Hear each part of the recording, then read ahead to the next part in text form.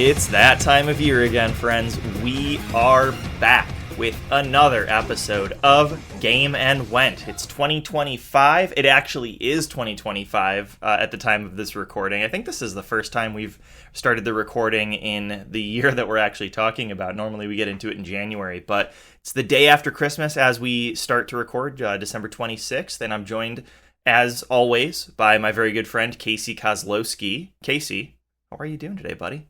Ho, ho, ho, my friends. We're here freshly in the Christmas season. Like Craig says, we usually wait a bit, but we're getting right into it this year. I have a gut full of dense pierogi as I'm recording this. We're looking forward to talking about this year in games, because what a year it was. This was such a year, and we'll dive more into it very shortly. Yes, I'm Craig Kober, by the way. If you're listening and you don't already know that, then thank you for tuning in. I should introduce myself. But yeah, this year, and we've said this has been our recurring joke for a while, like maybe the entire time we've done this podcast, is that there's too many games. It's always like hashtag too many games.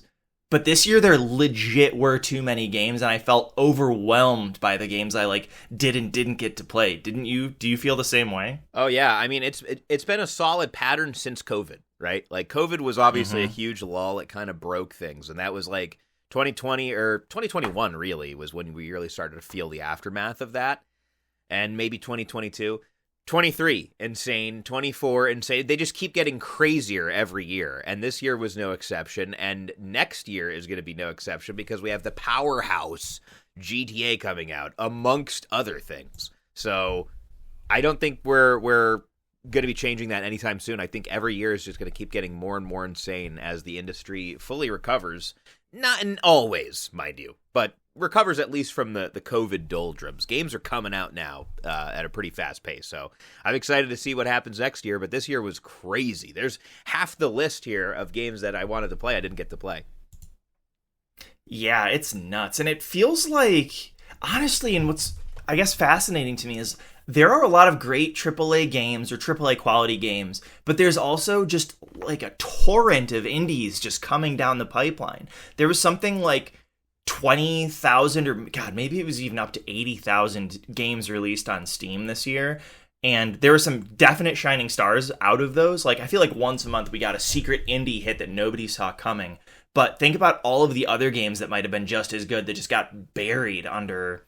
A lot of it is slop, but just the density of the game releases. Yeah, indie games are in a crazy spot. There's so many of them, right? And there's so many good ones, too. Like, it's not just the slop, like you say. Like, there's so many that come out, and I'm like, this is a Game of the Year contender. And it's like a breakout clone. We'll get to that, right? Like, one of my games this year that was so good was just like a Space Invaders breakout kind of game. I'm like, dude, how are indie games hitting this hard? You know, I don't know. It's in a way, indie games sometimes feel like a bubble that's going to burst. I don't know if you feel that way sometimes, but it's like, man, they can't keep being this good.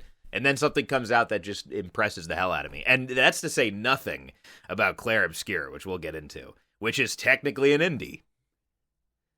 Yeah, and there's always indies, and I'm making air quotes that you can't see because this is an audio format, but there's always indies that have like really high production value. Like Clair Obscur is the peak example of that this year, that don't feel like indies.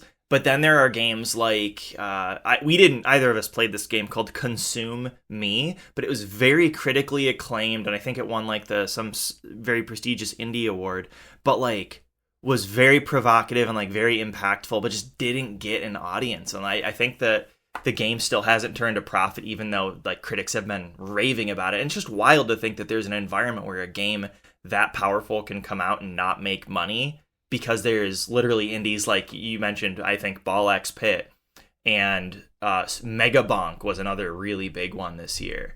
There are several that I played that we'll talk about later. It's just, what a crazy environment for games, honestly. Yeah, and it's also starting to get a little toxic online, right? Like, people are starting to get a little bit like movie fan about it, where we're looking at box office totals. You know, the equivalent is like the Steam player count. We're looking at if games are flops, and people online are getting whipped into a frenzy about it. I mean, there's nothing new there. Gamers are just so toxic, and they always have been, always will be.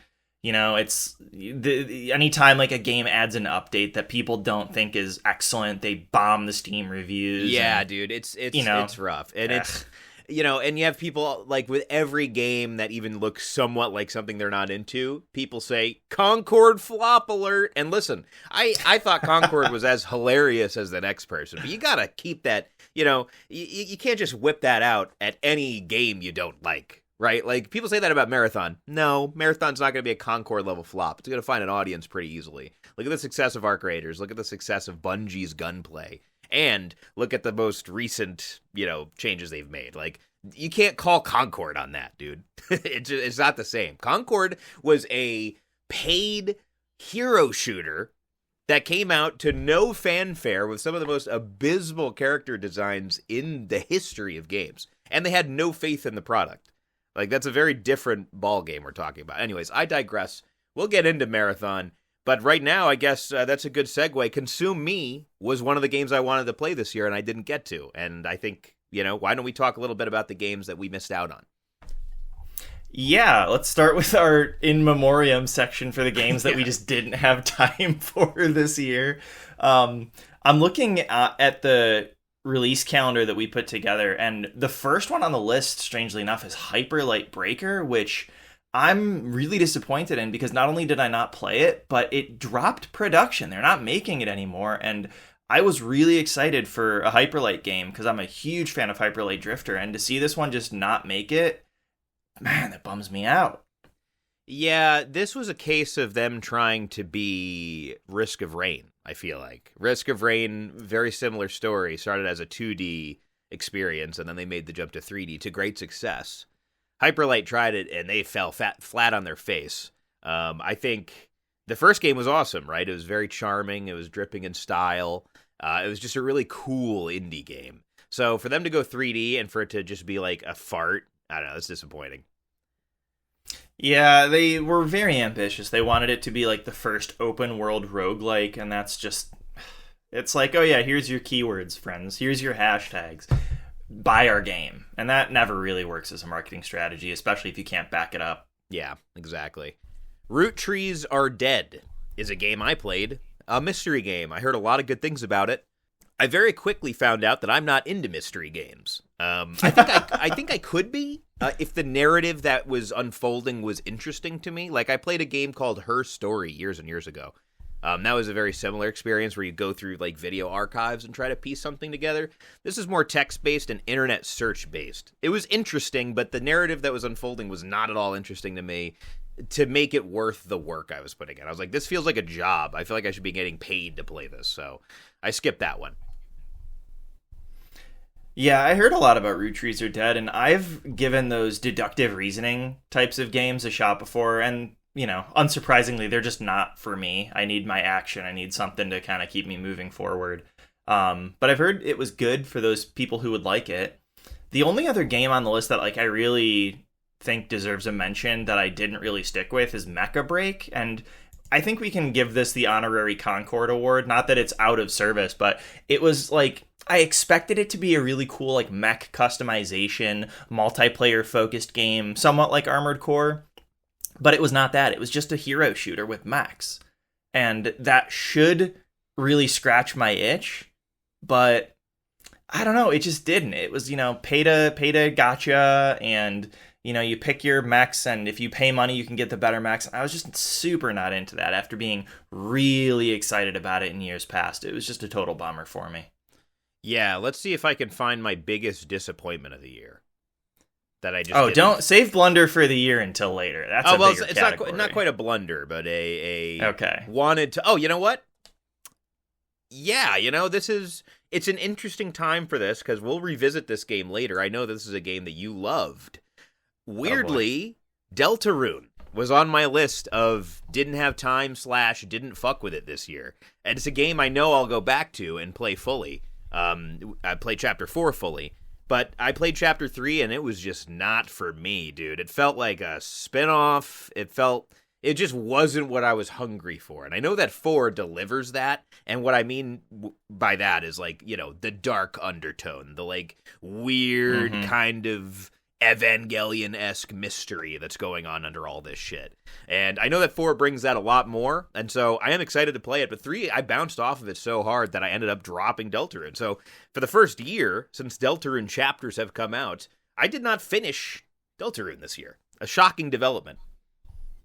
It's shocking only because you made Deltarune Chapter 2 your game of the year back when that came out. Yeah. So the fact that you didn't even make it through Chapter 3 is stunning to me and disappointing because I would love to talk to you about it, but here we are. Here we are. Don't worry, it will be played. We'll chat about it soon, but unfortunately, I have no thoughts on Chapter 4 for the podcast. I did play 3, but 4, I just didn't get to it. So that's probably the biggest surprise of the year for me in terms of games that I dropped. There's a lot of other ones, but we'll kind of not even spend too much time on them this year because we have a lot to talk about in terms of games that were good that we did play. There's so many, probably more than any other podcast. So I'm ready to get right into it. Yeah, well, I'll tell you what, man. I think you played more games in Q1 than I did. So why don't you pick one off the list and let's dive in? Sure thing. Let's start with a cool little indie gem, a $5 indie gem. This is a game about digging a hole. That's the title, not me describing it. This was a great little indie incremental digging game. This was something that came out very early in the year that I picked up on Steam. Craig would end up picking it up eventually, and it's like 2-hour runtime, extremely chill vibes, $5 game. Like, this is the kind of game that is meant for the Steam Deck. It was just a great time. It deserves a shout out just because of what like a low stakes, low intensity vibe it was. These types of games, I call them like it's the same people who like a power washing or a carpentry simulator. Yeah. It's just that very primordial dopamine. I'm accomplishing a task in a virtual environment and getting little money and upgrades along the way. It's so satisfying. And there's this very male urge to just dig a hole that this game totally pegs down. Yeah. And it's literally like, oh yeah, you're going to dig a hole. You're going to, get a couple things you can sell for money. You're going to upgrade your shovel. And then you're going to go back and dig a little better. And it lasted like exactly like you said, 2 hours. Played it in bed on the Steam Deck. And it just like, I played it before bed. It just made me feel so comfy and good. I loved it. Yeah, it's like a perfectly distilled gameplay loop. It knows what it's trying to do. It does it extremely well and extremely effectively, and it doesn't overstay its welcome. So, bravo, whoever made that game. I look forward to seeing what you do next. That was a great first entrance. Yeah, and I bet they made a bucket of money on a minuscule budget, I would think. Yeah, totally. So let's pivot really strongly and go from a $5 2-hour little dinky donk into one of the, I would say, biggest games of the year, especially when you look at like the additional content past it. How did you feel about Monster Hunter Wilds? Not good. And I'll tell you why. Well, it's complicated. I should answer that with it was great in some ways, and it was one of the worst things I've played all year in others. So let's talk about the good first. The actual hunting of monsters was better than ever before. I'm fairly new to the series. I've only played World before this. I think I might have tried the game in between, Rise or something, and bounced off of it. But World is where I come from. And so this is World, but taken to 11. Like, everything is better about combat. It feels so much better. It's a great time. Hunting with friends or even randos still feels exceptional, and there's just nothing else like it on the market. There isn't. And that's why they can get away with the bad shit. Like the multiplayer connectivity. I have to solve like a Rubik's Cube to get into my friend's lobby. The UI is still atrocious. The menus are egregious. And the optimization is some of the worst I've ever seen in any game, let alone a Capcom game, which is especially surprising because Capcom's Resident Evil games are like, they must have made a deal with the devil because of how good those how well optimized those games are. So I don't understand how they can go from that to then Monster Hunter Wilds, which struggled to run on me and all of my friends' machines who have very high-end rigs. And it's still not fixed. Like, I just don't understand what happened there. So that's really frustrating. I'll call you out on that, I think, because they released a patch recently. And as I say recently, I think December of this year, that was supposed to have improved the gameplay and the optimization for all platforms, including PC. So I don't know the last time you dug in, but I do think it's at least, if not fixed, moving in the right direction. But I agree. One of the biggest challenges this time around was just trying to get friends to play the game with. Like, I built an absolutely state-of-the-art PC back in December, and mine ran perfectly.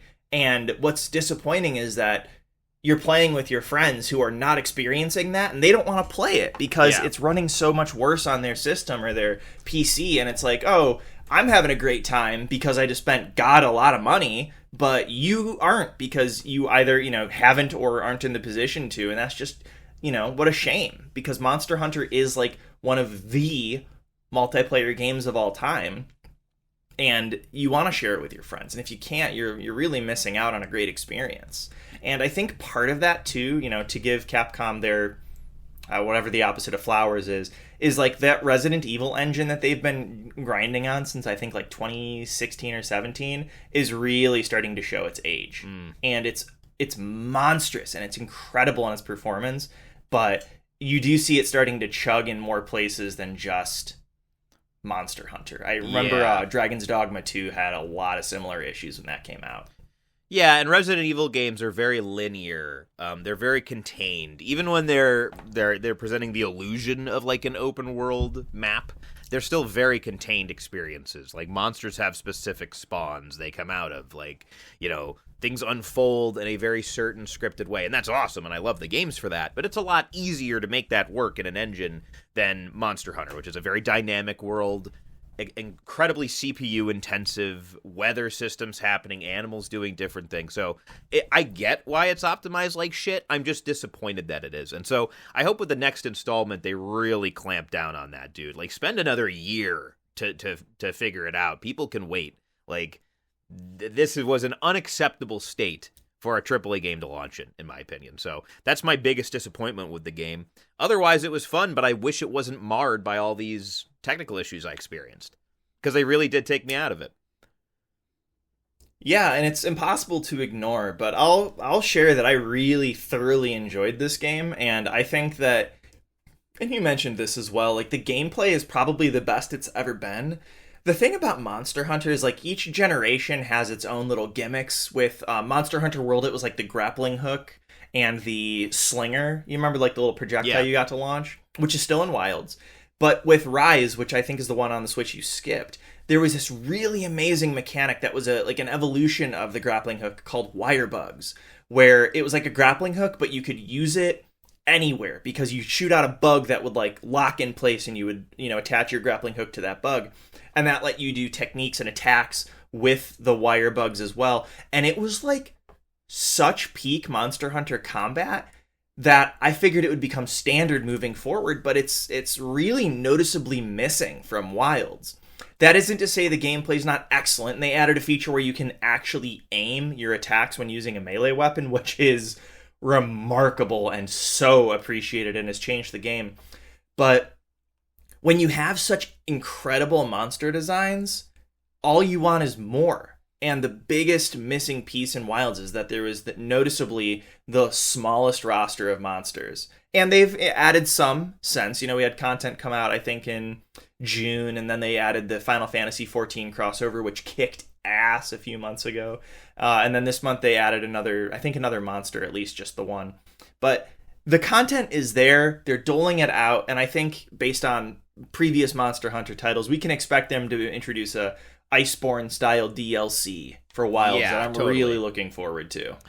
DLC is pretty much a done deal, I would say, at this point. Hopefully they, get the optimization clamped down and figured out before then.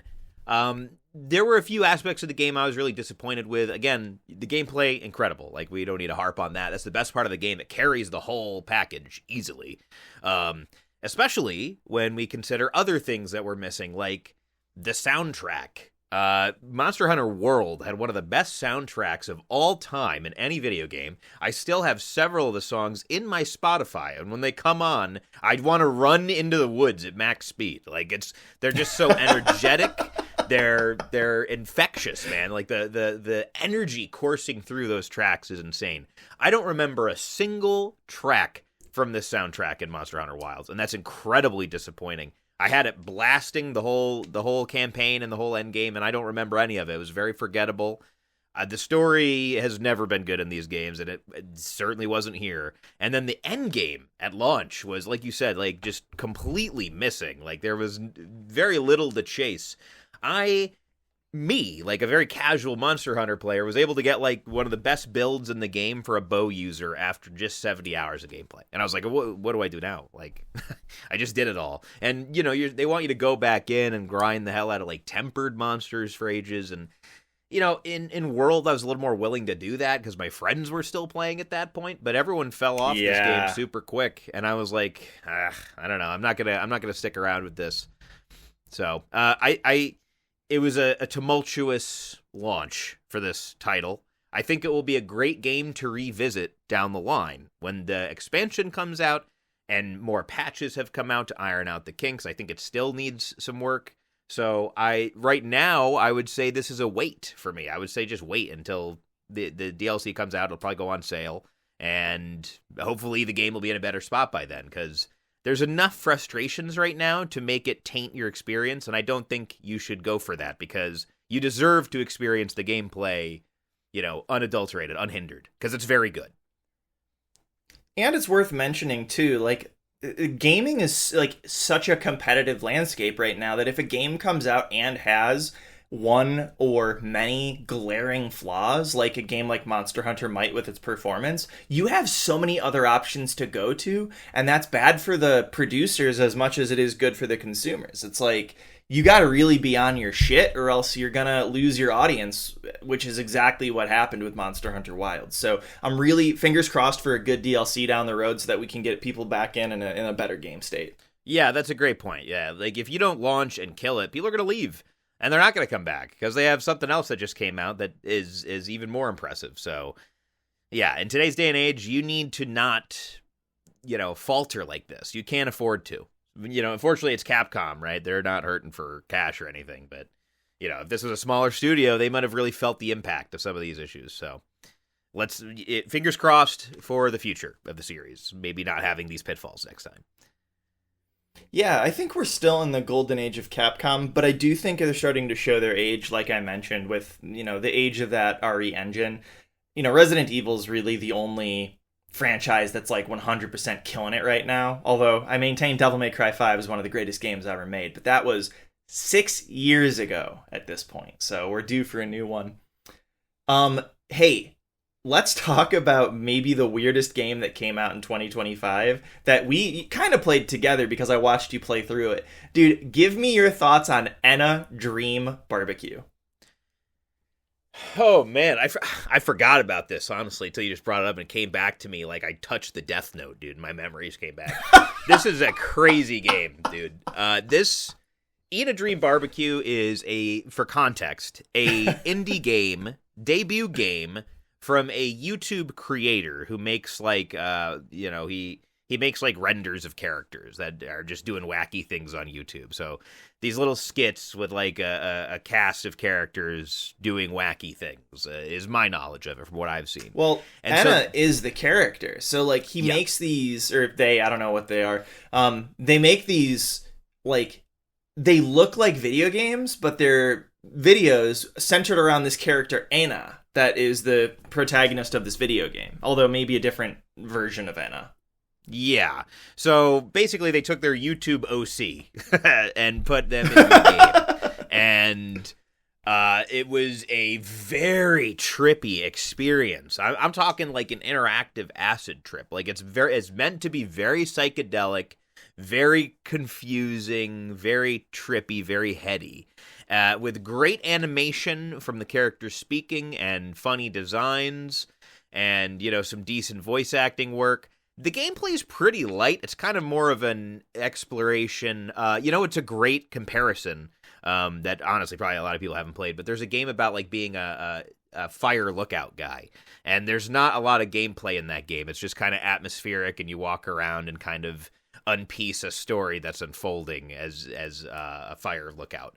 And well, yeah, it's a walking simulator, right? Sort of, but I find that term a little derogatory a lot of the time. Like, people are never calling a game a walking simulator as a compliment.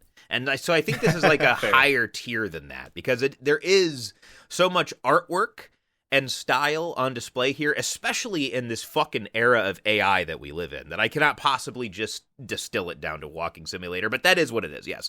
You're walking around a space, learning a story. There's some very light platforming and puzzling intermixed, but just completely unique vibes from this. And not since I first played Undertale have I played an indie game that intrigued me so much and excited me about the potential from this developer. So here's hoping they capitalize on that, and I'm sure they will. This was a really good little treat that came out of nowhere, and as far as I'm aware, I believe it's free. I think this is free to play. I don't think I paid money for this, and if I did, it wasn't very much.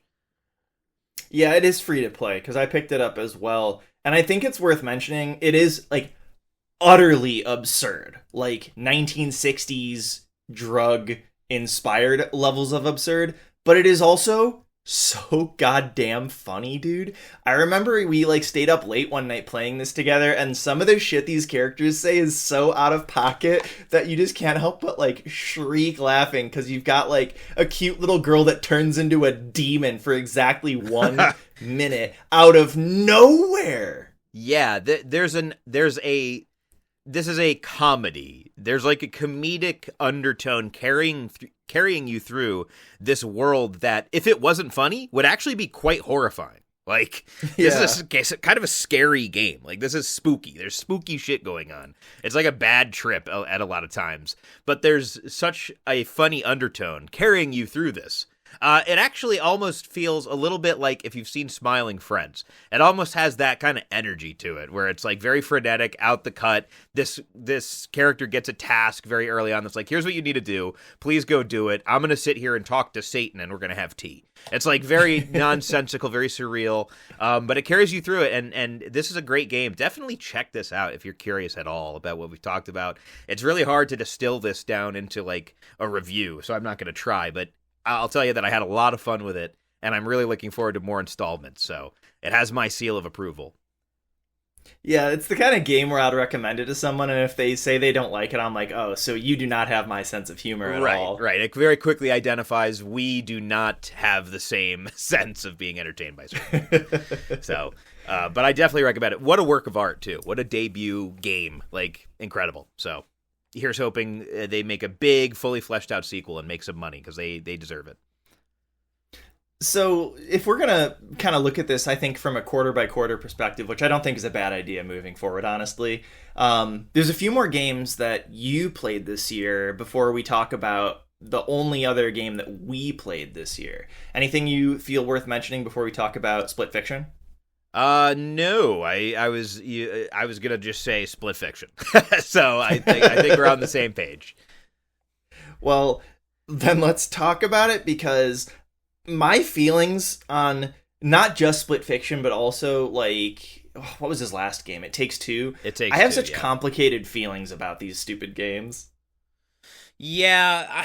Okay. I mean, like we have to start with like the story of It Takes Two was very bad, but it looks like Citizen Kane next to this. The story in this game was atrocious, dude. Genuinely one of the worst I've ever seen in a video game, and the only reason people gravitate towards this and enjoy it so much is because the gameplay is pretty fun and novel. But it's to sum it up, my thoughts, this won't work again. They've done it now twice. It Takes Two was the introduction to this concept. Cool. Actually, technically, I think it was A Way Out. It was like a prison game that came out first, where he first was toying with the co-op idea. It Takes Two really fleshed it out and showed that, oh, wow, we can make like a genuine platformer, like Nintendo quality, and have it be a co-op exclusive experience, right? So that was very cool. And then this just further hones that. It just further perfects that formula. But I'm not going to want to play this a third time. I'm not going to want to, for me, a third time. Technically a fourth time for anyone who's played all of them. But a third platformer game in this style where it's like a co-op experience, no, I'm good. Because this, it didn't overstay its welcome, but it's like, this is the game where I'm like, okay, I'm going to need something new from this studio's next work. Yeah, I big agree, man. There's really no excuse with the amount of money these games are making and the amount of attention on them too. Like these are critically and consumerly acclaimed games. Like people love them, but fuck, dude, the writing is miserable. The glaring problem I had with It Takes Two was that it felt like the writing was intentionally trying to annoy me. Like, oh, hey, we can't get good enough writers, so we're not going to pretend, and we're intentionally going to try to piss you off with how bad our writing is, so you just focus on how good the gameplay is. But this is literally a game about writers. Yeah. How the fuck are you going to make a game about writers, authors, creators of stories, and have, like, maybe the worst plot I've ever seen in media? And what's worse is they're trying to make this into a movie. Like, what the fuck, like, dude? It's making me angry thinking about it, to be honest. Like, same. You know what I mean? Like, I had compartmentalized the story of this game away because it was so bad, and now I have to think about it again. And like, I'm just thinking about how every single fucking cutscene I was sitting in with my friend, I was like, I want to skip this. Can we skip this? This is fucking horrible. Like, genuinely. Like, I'm talking like Captain America Brave New World bad. Like, it's bad, dude. So if you're going to play this game, do not go in expecting an even passable story, because it isn't. It's abysmal. The gameplay is good, though. The gameplay is good. It's fun. When a set piece hits, and they're throwing a new set piece at you like every 30 minutes, and when a new set piece hits, it hits, dude. Some of these ideas are really genius and really fun to play with, and the final boss is so clever and creative that it's absolutely worth seeing for yourself. But yeah, just do not expect a story from this. Yeah, my fiance and I played this together the same way we did It Takes Two, and we didn't quite get all the way through. We must be like 3/4 or 2/3 of the way in, so we're gonna get back to it and finish it, because I would like to, but it's just, you know, I don't blame it's not you. a thinker at all. Right, I don't blame you. It was a slog by the end of it because of the storytelling. And not for nothing, again, I do think the formula is getting just a little bit stale now. It's like, okay, you've done 2 games now in this style of like asynchronous co-op kind of platformer with some fun, clever mechanics and just a lot of things going on. But they need to up the game for what comes next. So while I think Split Fiction is an okay game, the story brought it down significantly, and I'm not going to say that this is a must play, but I do think it's a solid pickup if you're just trying to play like a couch co-op game, which are pretty rare these days. Looking into Q2, this is without a doubt the most packed quarter of releases in the year, and dare I say, the most contentious. There are some hits, some flops, some very personal feelings in here, and I'm not quite sure where to start, so I might throw the baton to you and ask if you have any games you'd like to champion or to diminish.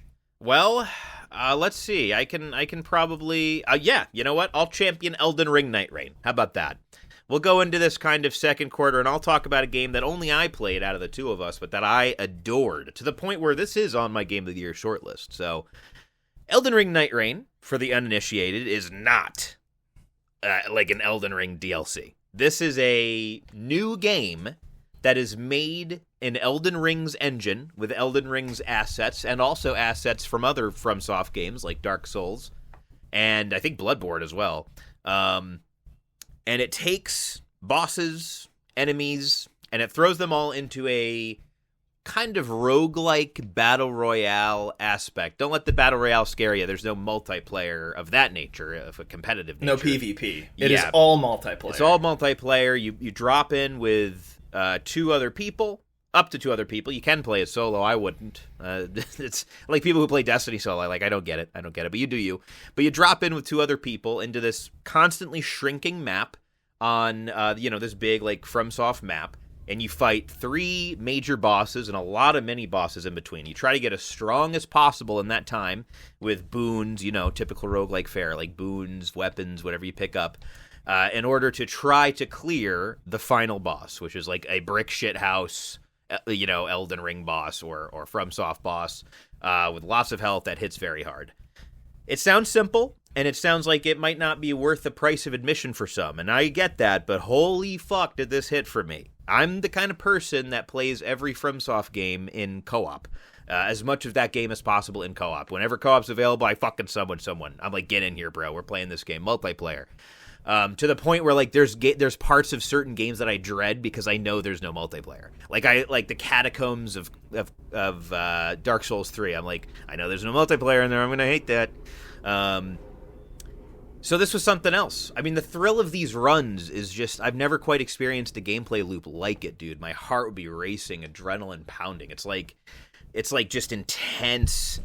It's like the thrills and adrenaline you feel fighting like a major story boss in one of these games that's been kicking your ass for a while. You feel that every run, but it comes in waves. So you'll spend 10 minutes gearing up, and then you get really excited. You'll fight the boss, and it's intense, and you get that rush. Then you get the falling action again. You have another 10 minutes of exploring. It's just expertly paced, and it was a workout for the heart, dude. It's like, damn, this is intense.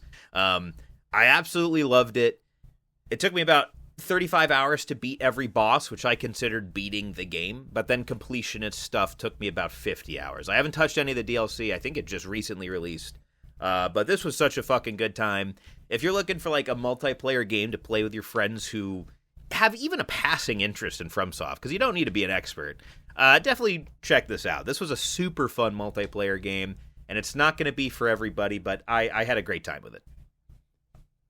I also feel like it's a really interesting game to bring up right after talking about Split Fiction and how they need to kind of find new direction, because this is the first time since Demon's Souls that From Software has tried to like take this formula and do something different with it. So we've had Demon's Souls, Dark Souls 2 and 3, then we had Bloodborne, then we had Elden Ring, right? I don't think I'm missing any. And so for them to branch out and make something that is on the same foundation but totally different is really interesting to me. Like they're trying to start breaking their own formula by making it like multiplayer and loop based. And Elden Ring, I still haven't played the DLC. Night Rain just looked like such a bear to me, but I love the idea of like a boss simulator. Like everything is about coming to battle this giant, massive, oppressive enemy. And I've watched you play some of this too, and I think it kicks ass. Yeah. But you gotta be a sicko who can really like grind your teeth against the sharpest enemies to play it. Yeah, I mean, there's a type, right? There's a specific type. I am the type. If you're someone that plays the Elden Ring game solo, you will not like this. Like, this is a game about co-op from start to finish. Like, so it's not something I recommend to every FromSoft player, but if you're a person that likes social stuff, likes playing your game socially and utilizing the multiplayer in Elden Ring and other FromSoft games, check it out. Check it out. I think you'll have a good time with it. So let's talk about another game that came out in the same month that I had really high hopes for. I am a huge fan of Doom and the Doom series, and I think if we're talking about companies that are trying to take their existing IP and try something new with it, if Elden Ring Night Rain was a big success, Doom the Dark Ages was a tremendous failure, dude. I did not like this game. Obviously, Doom Eternal was my game of the year. I think that came out back in 2020. I was like all about it. It was fast. It was action-packed. You had great, interesting, diverse weapons and enemies and environments. And I had such high expectations for Doom the Dark Ages, but it was just this... God, dude, it just felt cringy. Like, did you look at any of the gameplay or any of the art direction of this at all? I've seen a lot of it. I saw a lot of like clips from the campaign, actually, which, from what I could tell, seemed a bit of a departure from the usual kind of lore-heavy plot and a little more Hollywood, if that makes sense. Like at one point I saw like some kind of angel thing talking. I was like, we must rally the troops. Like he's talking like Zavala in Destiny. I was like, this, okay. I don't know. I didn't think Doom even had a plot of that nature. So it didn't used to, and that was something they started to build in more in Eternal. Honestly, like Doom 2016 was pretty plot light, just enough to get you through it. But in Eternal, they're like, oh, we need to flesh out this universe and the lore. And I feel like it's just a downward direction. And this game still did very well, but it felt awful to play. Like nothing had impact. Like Doom Guy was positioned in the marketing as like, he's heavier than ever. He's got more armor. He's got this big shield and stronger weapons. If the last game was jump and shoot, this game is to stand and fight. But nothing had weight. And there's just these cartoony neon lime green projectiles flying through the sky everywhere that you have to bonk back with your douchebag shield. And I played like maybe the first quarter of it before I just gave up. I was like, this sucks. It doesn't feel good. You've got me running around and chasing like literal gold and rubies while there's like dragons flying through the sky. And I feel like if I was 14, I would have thought this was really cool and edgy. But as an adult, it just looks like really, really try-hard nonsense. And it's not like... Doom is a sci-fi game by nature. It always has been. But it didn't feel sci-fi at all. And that wasn't what they were going for. They were going for this like fantasy... This dark fantasy environment. It just did not sit with me, dude. So I hate to say it, but like... Coming from Doom Eternal being my game of the year 5 years ago... To have to say Doom the Dark Ages is a blunder of the year contender feels so bad. Yeah, I don't know. It's. I will say that I think it's cool that they're doing enough to warrant a reaction like this. Like, on the one hand, having just more Doom Eternal, more of the Doom you like is a good thing. But I also think, like we were talking about with Split Fiction, like, you know, studios trying new shit, I'm always going to be for that, as long as I go back to the thing that worked, right? So the real question will be, the next Doom they make, will that be one you like? I think that's the big test, right? Because if not, then, okay, maybe they're losing the plot. But if they go back and they make one that's a little more traditional Doom next, and you really like it, then I think that's like, okay, fine. You know, every other one you want to get weird and wacky with it, be my guest. And I'll tell you what, I don't know that they need to keep making Doom games, except because the brand is so strong right now. When they first teased this, I thought they were bringing back a series that I played as a kid that actually they brought back in a different way this year, called Hexen and Heretic. Have you ever heard of those games? No, never. Okay, so when Doom came out in 1990, I think it was 1992, it had come off of the release of Wolfenstein 3D, which was like their first one, very bare bones. And Doom was such a hit that they're like, okay, we got to make more games like this in this formula. And they came out with a game called Heretic, which was literally Doom, but in a fantasy environment. And like, instead of a gun, you have a staff that shoots little bolts, and like, you get a dragon orb for a weapon that shoots projectiles really quickly. And there's like a crossbow that's your shotgun. And it was so cool because it was like, it's the same gameplay as Doom, but in a fantasy environment. So when they tease Doom the Dark Ages and I see all this fantasy stuff, I'm like, oh, hell yeah. They're rebooting Heretic, but no, it's Doom. And I think the only reason they did that is because, again, that brand for Doom is so strong right now. But I would really much rather see them take what they learned from these past 3 Doom games, which were all tremendous hits. You have to acknowledge that they're all big hits. But reboot like Quake or Heretic or Hexen and not rely on trying to flesh out and continue to build in this world that's kind of tapped out, but do something new with one of the IPs you've already developed to some extent.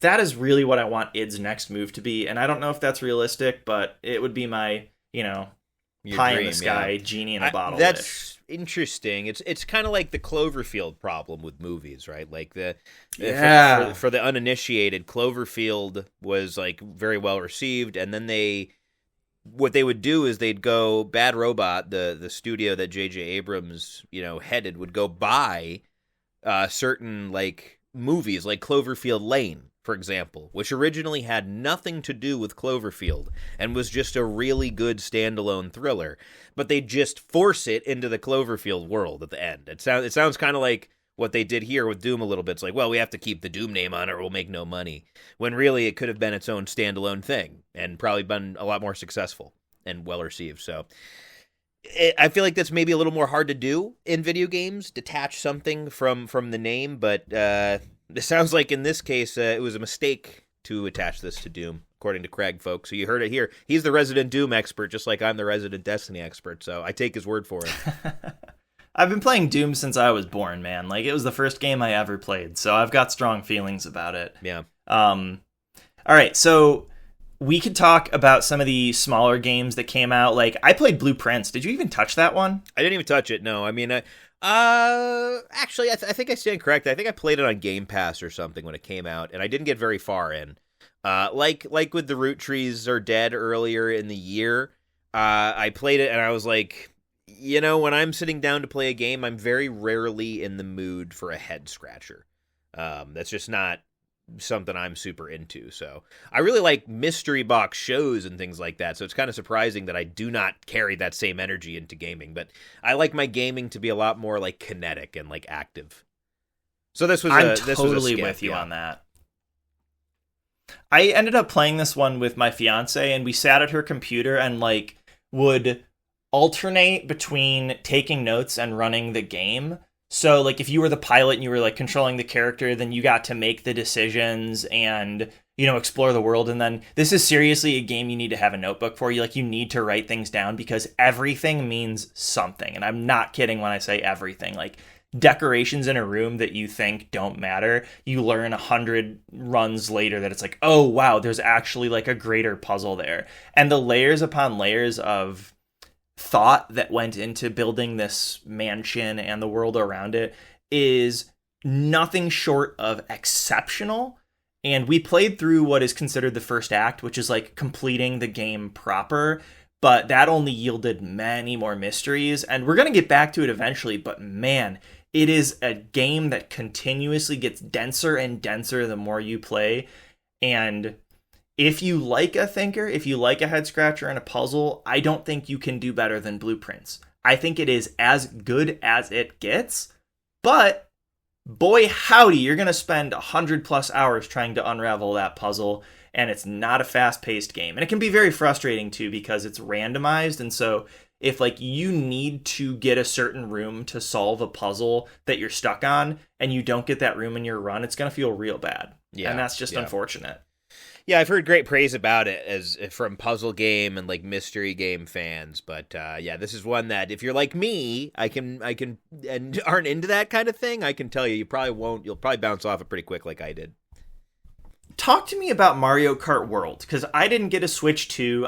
Quite frankly, I don't know if I will get a Switch 2 until like a Smash Bros. Comes out, but you did, and I'm interested to hear your thoughts on its debut title.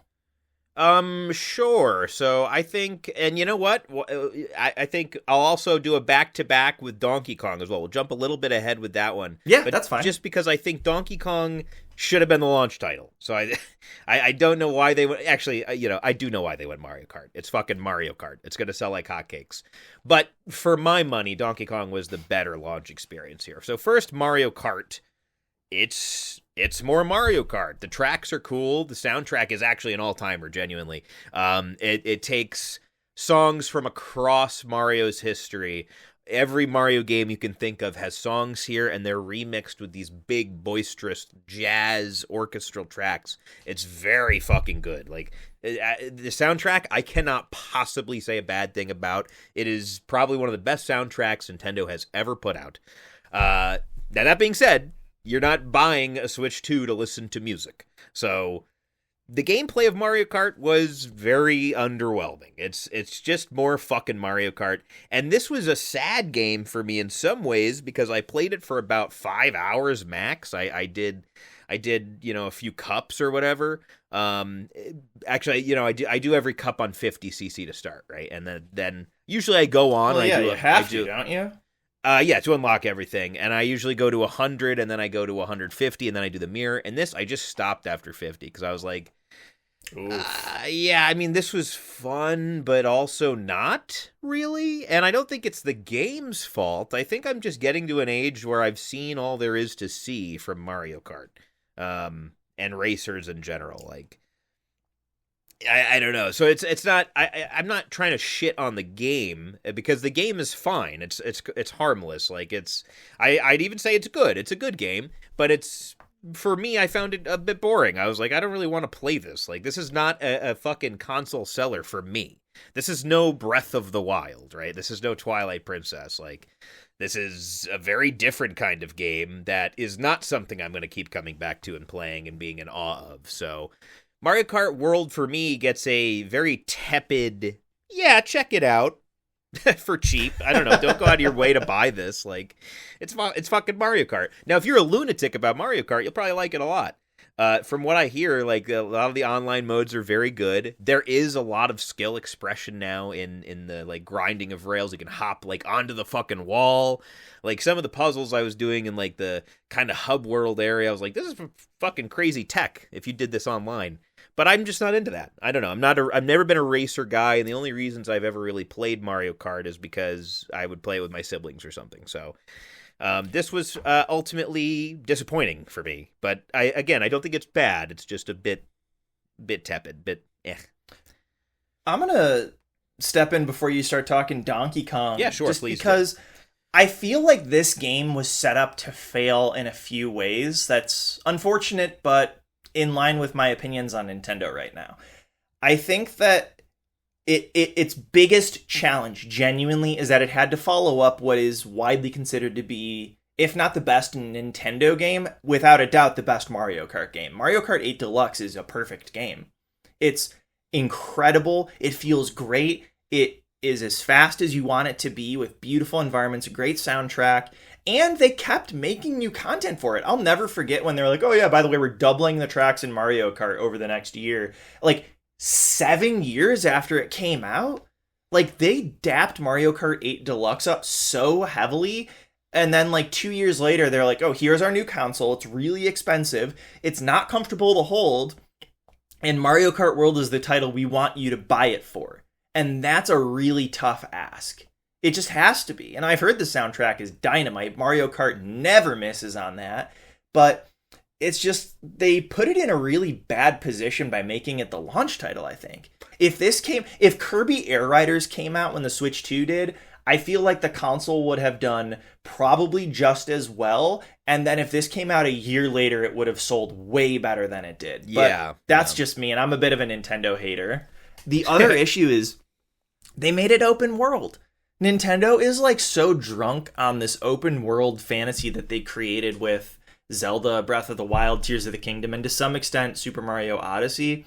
And now it's like every game they put out is open in some way. And Donkey Kong Bonanza is, and we'll talk about Metroid Prime towards the end of the year, but I want them to get over this fascination with open worlds, because I don't think it's doing Mario Kart any favors. Wouldn't you agree? Yeah, I mean, it's a tacked on mode. Like, I can't be like that mad at it because like the alternative is just it didn't exist, which it would have been the same game. You know what I mean? Like, nothing is lost or gained by having it. But it is disappointing because you would hope there would be something in there. No, it's just kind of a half-baked dick around with your friends as you wait for a real game to begin kind of thing.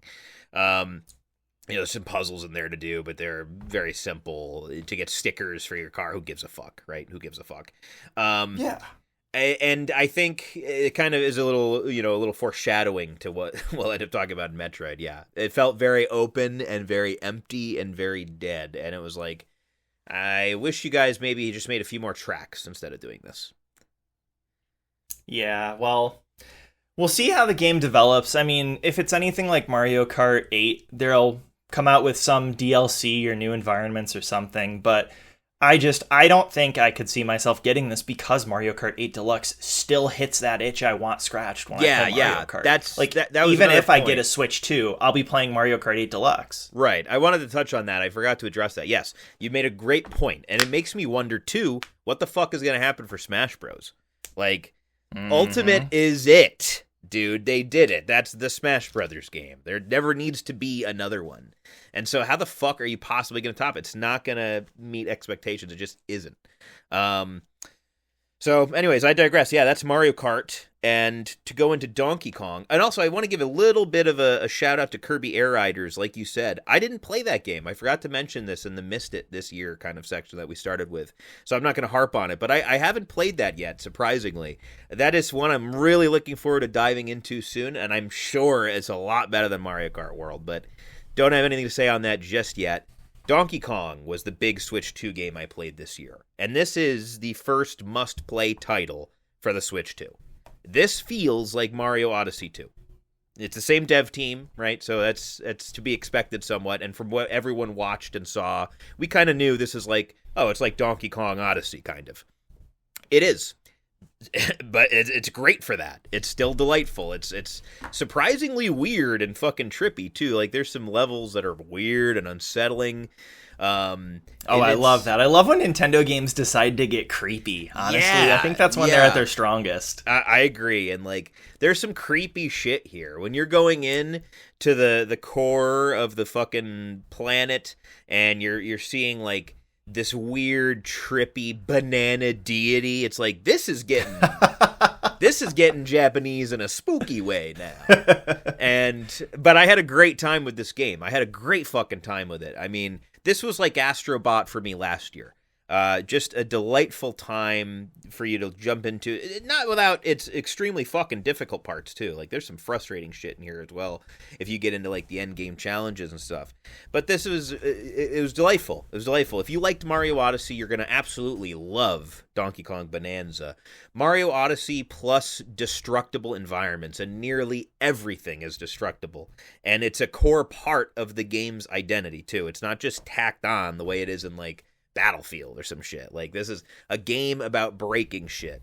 Now I'll say this too. Important caveat here is that this game will fucking chug at times, but I can't really be too upset about it because I think this would chug on my computer. It's like the nature of the beast. Like it's a voxel based game about destroying environments.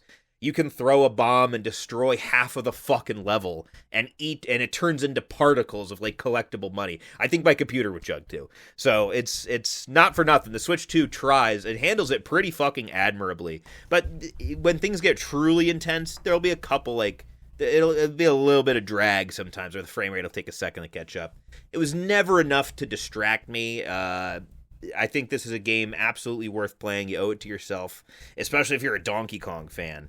Or a Mario Odyssey fan. Both, I think, crowds ate like kings with this because there is so much love and charm and references to old games in this. People for years have been saying that like Nintendo hates the fucking rare Donkey Kong games for like they'll never fucking reference them, and it's just so not true. Like the fucking save room music in this is the Donkey Kong rap. Like hell yeah! It's just, and like some of the final levels have like classic DK enemies, rare enemies, so it's definitely worth experiencing. I had such a fucking good time with it. This is easily on the Game of the Year list for me.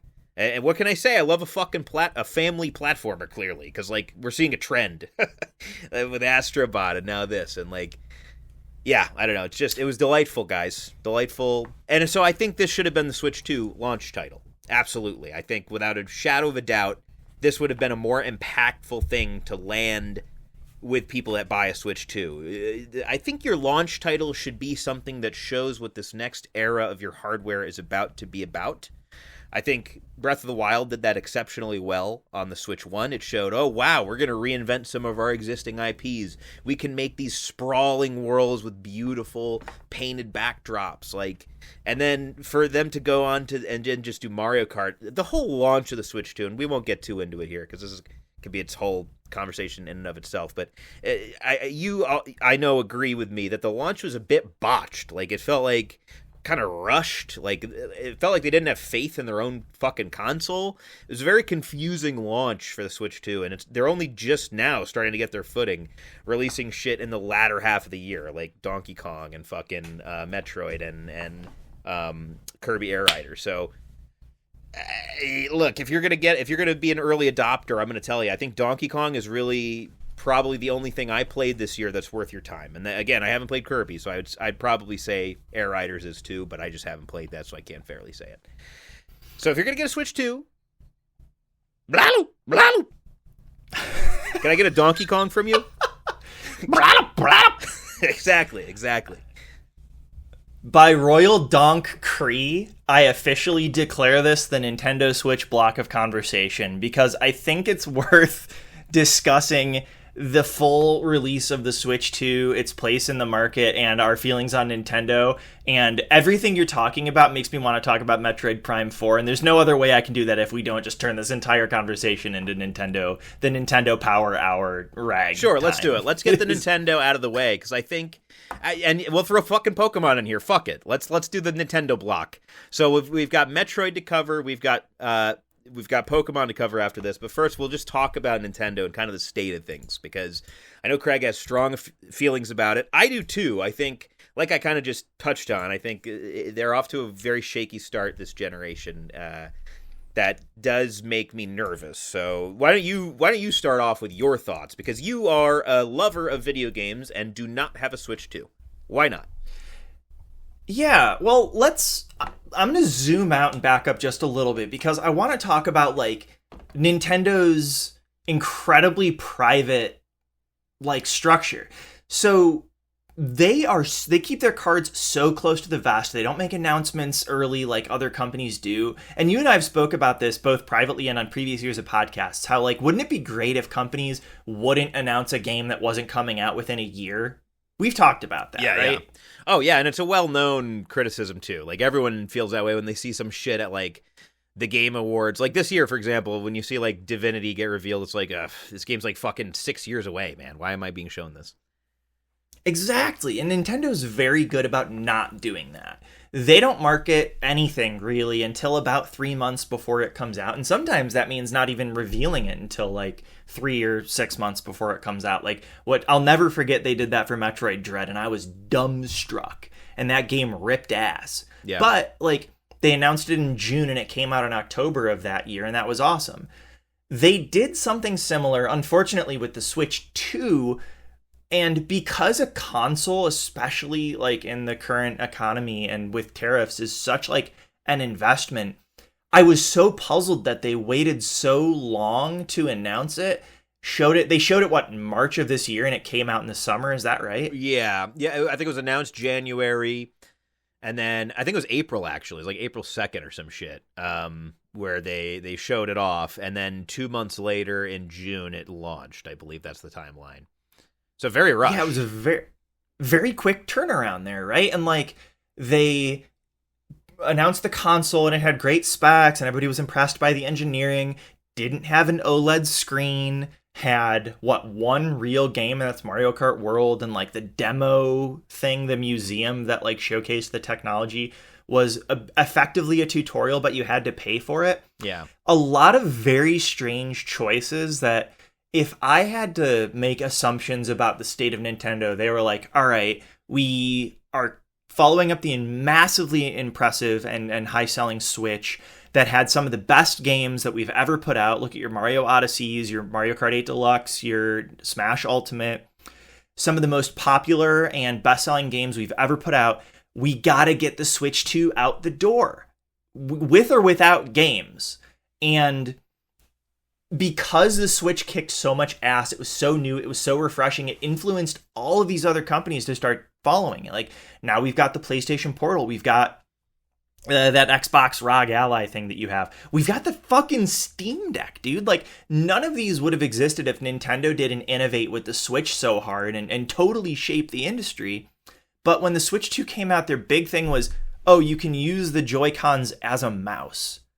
And that hit like such a wet fart for me. I'm just puzzled by their, like, it's not a mouse. It's not really even as like a mouse is something that has to have like a very particular shape and functionality. And the whole launch around the Switch 2 is just utterly puzzling to me. Am I nuts, or do you feel similarly at all? I have a different theory. I think it was like a soft launch. I kind of touched on this. I think they had no faith in their console.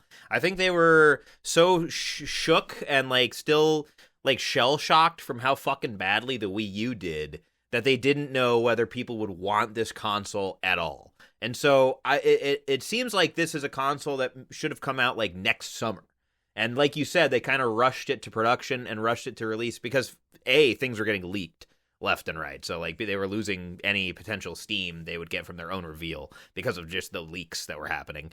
But also they wanted to get out ahead of like seeing if it was going to be a dud or not. That's what it felt like to me. Like they were like, okay, you know what? Let's launch a year early with like 4 fucking games. We'll see if there's any demand for this product at all. And then we'll go ham like the next year. That's the only thing that makes sense to me.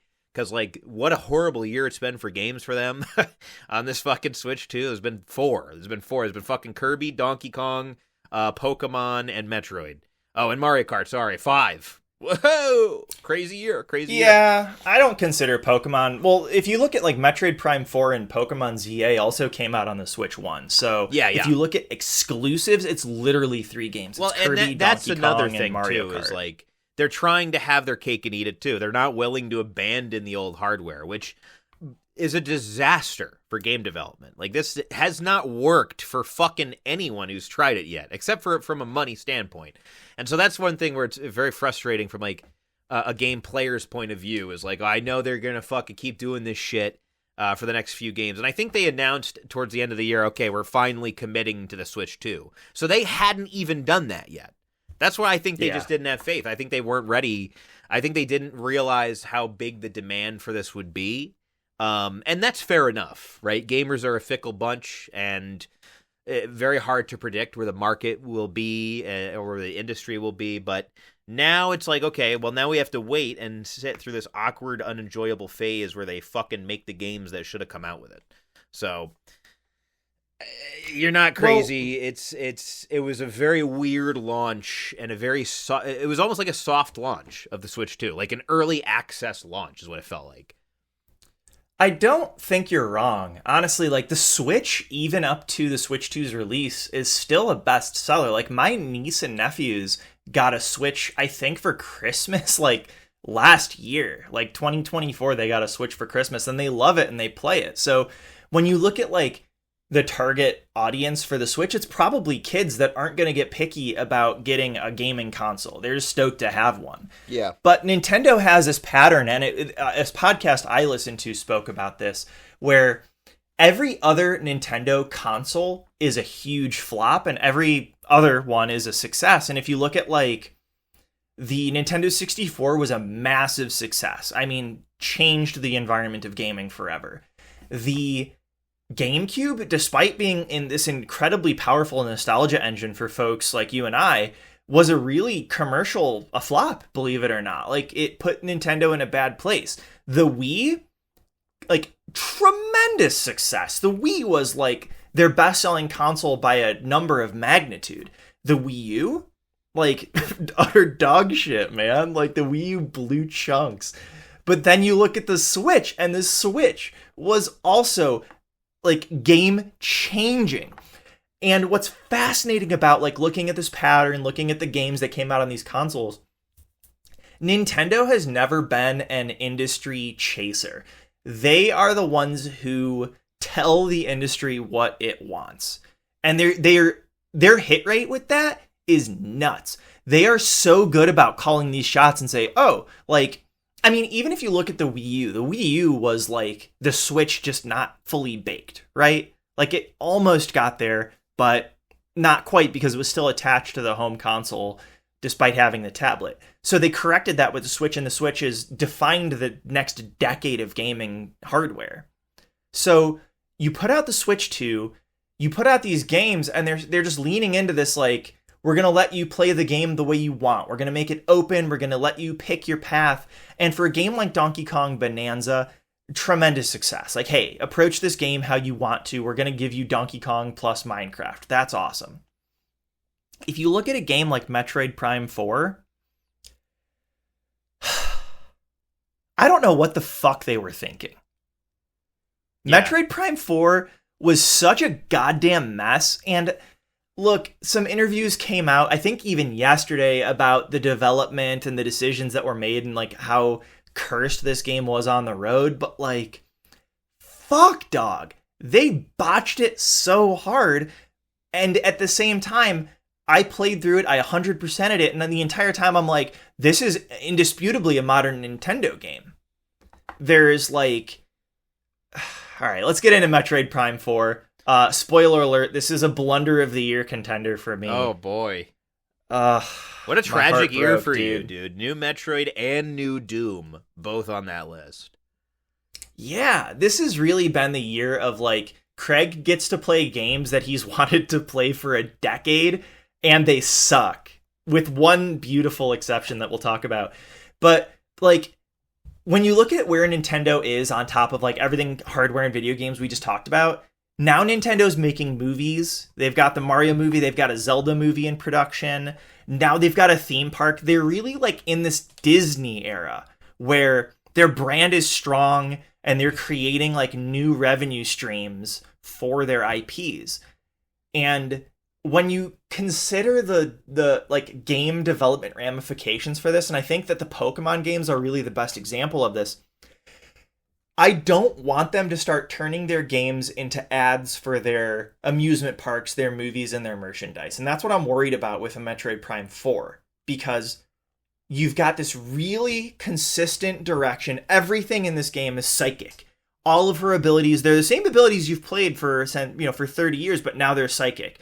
Plus, we're going to give you these really quirky Federation characters that have this, like, very family-friendly, quirky little quippy dialogue that you would love to see in an Illumination movie. And it is so polar opposite of what I want from a Metroid game that I don't know if I can come back if they try to do this again. Yeah, that makes sense. I mean, everything I've seen about it has been bad. It seems like just such a mid fucking title. I mean, and you'll have people that come out of the woodwork and they're like, nah, but look at the fucking reviews. They're all great. No, they're not. They're, like, good. Like, they say, yeah, this is more Metroid Prime. But I think people have been waiting decades for this. Maybe they deserve a little more than that, right? I don't know. Maybe I'm fucking crazy. You look at games like Zelda, that completely reinvented itself with Breath of the Wild. You look at games like Donkey Kong that completely fucking reinvented itself. Mario Odyssey, these games that switched to this new formula that work exceptionally for them. And then Metroid is just doing the same beats? How are we stoked about that? It's worse than that. When Metroid Dread came out, it took everything that made Super Metroid great, like this open, non-linear world, the upgrade-based progression, the incredible fights and action, and totally innovated it by giving you updated controls, 360-degree aiming, a melee counter that also, like, had, part in boss fights. And the game was somewhat designed around that central mechanic. Like, every encounter had something to do with the melee, but it wasn't entirely necessary. With Metroid Prime 4, there were maybe, like, one or two upgrades that felt meaningfully different from something we'd seen before. So when you look at, like, Samus's abilities, it's all the same shit. There's, like I said, one or two things that are new to the series beyond what you got from, like, Metroid Prime 1, like the first Metroid Prime game that came out in 2002. On top of that, you've got this open world that you ride around on the bike, which was just boring and plain. And what's worse is that if you didn't buy the amiibo, you don't even get background music when you're out in the world. Dude, I heard about that. That's so fucking insane. I bought the amiibos and I like the music's good enough, but I just can't imagine spending $70 on this game and not even getting background music in the most boring environment in there. That's like some next level fucking shit, by the way. Like, this is shit that the gaming industry or the gaming community would crucify, like, a Call of Duty or a Blizzard game for doing. The fact that it's in a Nintendo game is just appalling.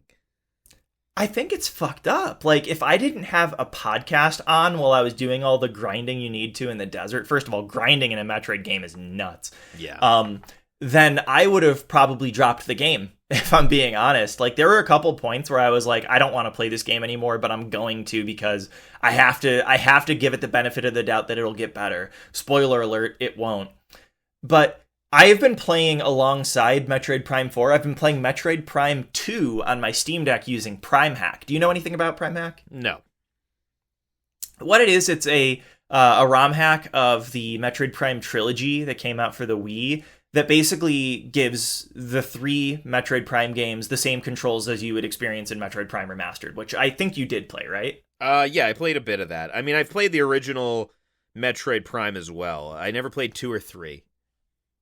And that's fine. Like, if you're not a hardcore Metroid fan, they're tough to recommend if I'm being honest. But with Metroid Prime, you at least, like, have those twin stick controls. It feels more like a modern shooter, right? Yeah.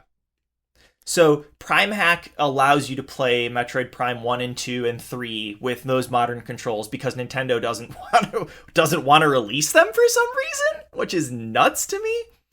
And so I've been playing Metroid Prime 2 on Prime Hack at the same time as Metroid Prime 4, and it is just night and day how much better Prime 2 is than 4, because in Prime 4, they say, here's an open world, and there's 5 areas that connect to it. And when you're in those areas, you're in those areas. They don't connect to each other even a little bit, but what's worse is that they're incredibly linear. They're hallways, especially the second area in the game, which is literally like, it's 3 towers, and you go through each of the towers down a single pathway to get to the bottom, and then you've got to go back up the same exact way you came. And this is like your first area beyond like the initial tutorial area. And I was stunned playing it. I'm like, is there no exploration in this game? And the answer is no. There is no exploration in this game until the very end, when they give you like a little bit of leeway to go find some upgrades. And quite frankly, when I was getting 100% of the pickups, that was the most fun I had playing this game, because it made me like think for the first time in the entire game playing it. Yeah, it's not a good picture you've painted. And I think it's crazy that Metroid is now going to join the bucket of like pretty shit Nintendo titles or franchises that are kind of wallowing in filth now. Metroid Prime specifically, because 2D Metroid is doing great after Dread. Make another one of those, but Metroid Prime is now in the gutter alongside Pokemon, which I won't spend a lot of time on. Well, give me like 2 more minutes to talk about Metroid, and then I'll let you go into Pokemon. Because I have hope that Metroid Prime 5, if they make one, is going to be better. I think that beyond Metroid Prime 4, beyond how cursed production was, they originally kicked it with Bandai Namco. They fucked dogs, so then they had to give it back to Retro Studios, who made the original Prime trilogy. And then, from what I understand, like, they were so attached to some of the ideas that came in that initial production that Retro had to incorporate them, that what we got was this hodgepodge combination of what it should have been, what it could have been in a negative sense, and like what Nintendo needed them to do from a modern Nintendo design sensibility. And my hope is that they learn from the critical and consumer reception to this game, and it like didn't get so poorly reviewed. It was like a 7 or 8 out of 10. I would closer to give it a 4 in my opinion. But they need to understand where this game failed to allow them to succeed on the next one. And clearly the brand is strong because people bought this game and responded to this game, but it just plain sucks, dude. I'm very cynical about it. I don't think they will learn. I think they're going to take all the wrong lessons from it. They're going to see, oh, people clearly don't want a Metroid Prime game. We'll never make one again. Oh, yeah, they clearly don't give a shit about Metroid Prime. It took us years to make this and nobody bought it. It's like they're not going to see that it's because of the game sucking. They're just going to think this is not what audiences want. I think they've pinned themselves in a corner by releasing a subpar Metroid Prime game, and I just think they're gonna take the wrong lessons from it. I don't know. I think that you don't get a troubled production like this if you know what you're doing with the IP. So I just don't have faith that they do. I just don't have faith that they have any fucking clue what to do with Metroid Prime anymore. So it's kind of like Halo. I think this is going the way of Halo, to be honest with you, brother, where like Microsoft has no fucking clue what to do with it, and they're just gonna keep releasing these milquetoast fucking games and taking all the wrong lessons from each one. Until they eventually rebrand as a new studio that's just the same studio with a different name, and they just remake fucking Halo 1. That's their latest game, if you haven't heard. So, yeah, I don't know. I don't have high hopes, man, but I hope it works out, because Metroid Prime is a game a lot of people love. I know you love it. I have other friends that love it, and it is I do have a soft spot for it in my heart, because it reminds me of the GameCube golden years, right? But they got to figure it out, because right now, whoever they have in charge of it and whoever they have making the game, they clearly don't know what the fuck to do with it. So, yeah, you're right. They got to figure it out, and I have hope. I don't know if it's misplaced, but It's been a tough year for my favorite franchises because, like you said, Doom. If I had to list top 3 favorite gaming series, it'd be Doom, Devil May Cry, Metroid, and maybe a close fourth is Castlevania, who is missing in action for the past 2 decades. Yeah. But it's like Doom came out with a stinker this year. Metroid came out with a stinker this year. We're way overdue for a new Devil May Cry, and that's like the series is maybe at its peak popularity, and we're still missing a new game. And then Castlevania, like I said, like, where the fuck are you? So I'm just, Casey, I'm sad. Where are my friends? Yeah. Well, Talk to me about Pokemon ZA. Please. I had a similar experience with that. It's not good. It's not. Fuck, man. I don't even know where to begin. It's ugly. It looks like shit. We'll start there. Does it look any better than Scarlet and Violet? On a technical level, yes. And on an artistic level, no. Probably even worse. Because it just takes place in a fucking city, dude. Imagine, like, the ugliest part of Manhattan you can think of and just set your Pokemon game there. Like, that's what you got, dude. Like, and the story is fucking... It's not that the story itself is that bad. It's the fact that, like, there's no voice acting in the year of our Lord Jesus Christ, 2025, soon to be 2026, and we still don't have voice acting in Pokemon games. So, and it's the problem is they're pretending that there's voice acting. So you have like the opening cinematic, right? This fucking Pokemon's using like Zeta Flare to stop this fucking comet from falling or some shit. This person's like, quickly. Well, this is what would happen if there was voice acting. They're like, fucking quickly, rally the troops. We have to hold the fucking line. But instead, you just hear this epic orchestral music and you just see like just flapping his fucking lips. Except there's no audio at all. I just had to make a little squeaking there so you could hear me on the podcast. But there's nothing. You just see empty lips flapping and you have to read it. It's like, what the fuck are we doing? And here's the thing. There's games that can have no voice acting that work fine. But you cannot do this weird both fucking thing. You either need to not make cinematic cutscenes, or you need to add voice acting to those cutscenes. Because when you do it and there's just text, it's the stupidest looking fucking thing on the planet. And the whole game is full of shit like that, where it's just like, you would think this is some indie studio aping Pokemon, but it isn't. So anyways, the gameplay was fine. They tried this new thing where it's like live action combat.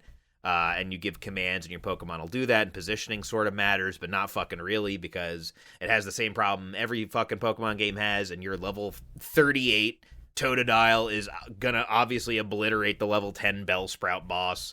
And so, you know, the difficulty is still fucked. The catching is fine. Catching is fun, whatever. Getting a Pokedex is fun, but it's all contained to like these Poke zones, so you can only catch them in there. Unless you find them on the city street, because there's Pokemon there too. So what the fuck was the point of having these zones? It's just a very confused game. Now, the only thing I can give it is that it's a Z to A, or it's a Legends title. So what Pokemon does now is they'll release a mainline game, and then the next game they make will be a Legends, which is like a spinoff that tries new shit, that can get creative, that can get innovative. And then they go back to a mainline game and they use a lot of what they learned in the last Legends game. And they're actually pretty good at that formula. Obviously technical shit aside, which they're still atrocious at, and they desperately need to hire someone new for, clearly. But when it comes to trying shit out in the Legends series and then bringing it into their mainline games, they're pretty good at that. So I look forward to seeing what worked from this in the next mainline game, but I dropped this. I stopped playing this about halfway through. I was like, I can't keep fighting bosses in this stupid fucking city and catching Pokemon in these stupid fucking zones. Like, this feels like a mini game. This feels like it should have been $20 at most. You know what? It feels like fucking WiiWare. like one of those Wii games that would come out and they'd show during a direct and be like, check out this fucking WiiWare, available now. This is a disgrace for like a full fucking title, man. Like, Game Freak is a joke when it comes to making their Pokemon games. That continues here. No one's mind is getting changed. So Pokemon haters, stay eating, because unfortunately Game Freak has no motivation or desire to make competent Pokemon games. And I'm sorry to like Pokemon fans that are gonna clutch their fucking pearls and be like, but I really like that shit. That's fine. I really like Family Guy. I'm not gonna pretend it's high art, right? So, anyways, Pokemon fans deserve better. That's what I'll say about this. Pokemon fans deserve so much better.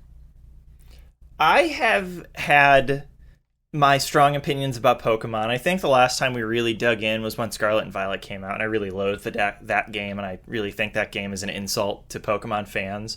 I can't imagine buying another Pokemon game unless they really right that ship, for all the reasons you mentioned. It just doesn't... Like, the past several games they've put out just haven't really felt like the games that we deserve. When you look at the other games in and outside of the RPG and monster capture genre that are innovating, the big shout out one for me recently was that game Cassette Beasts, I think I played last year.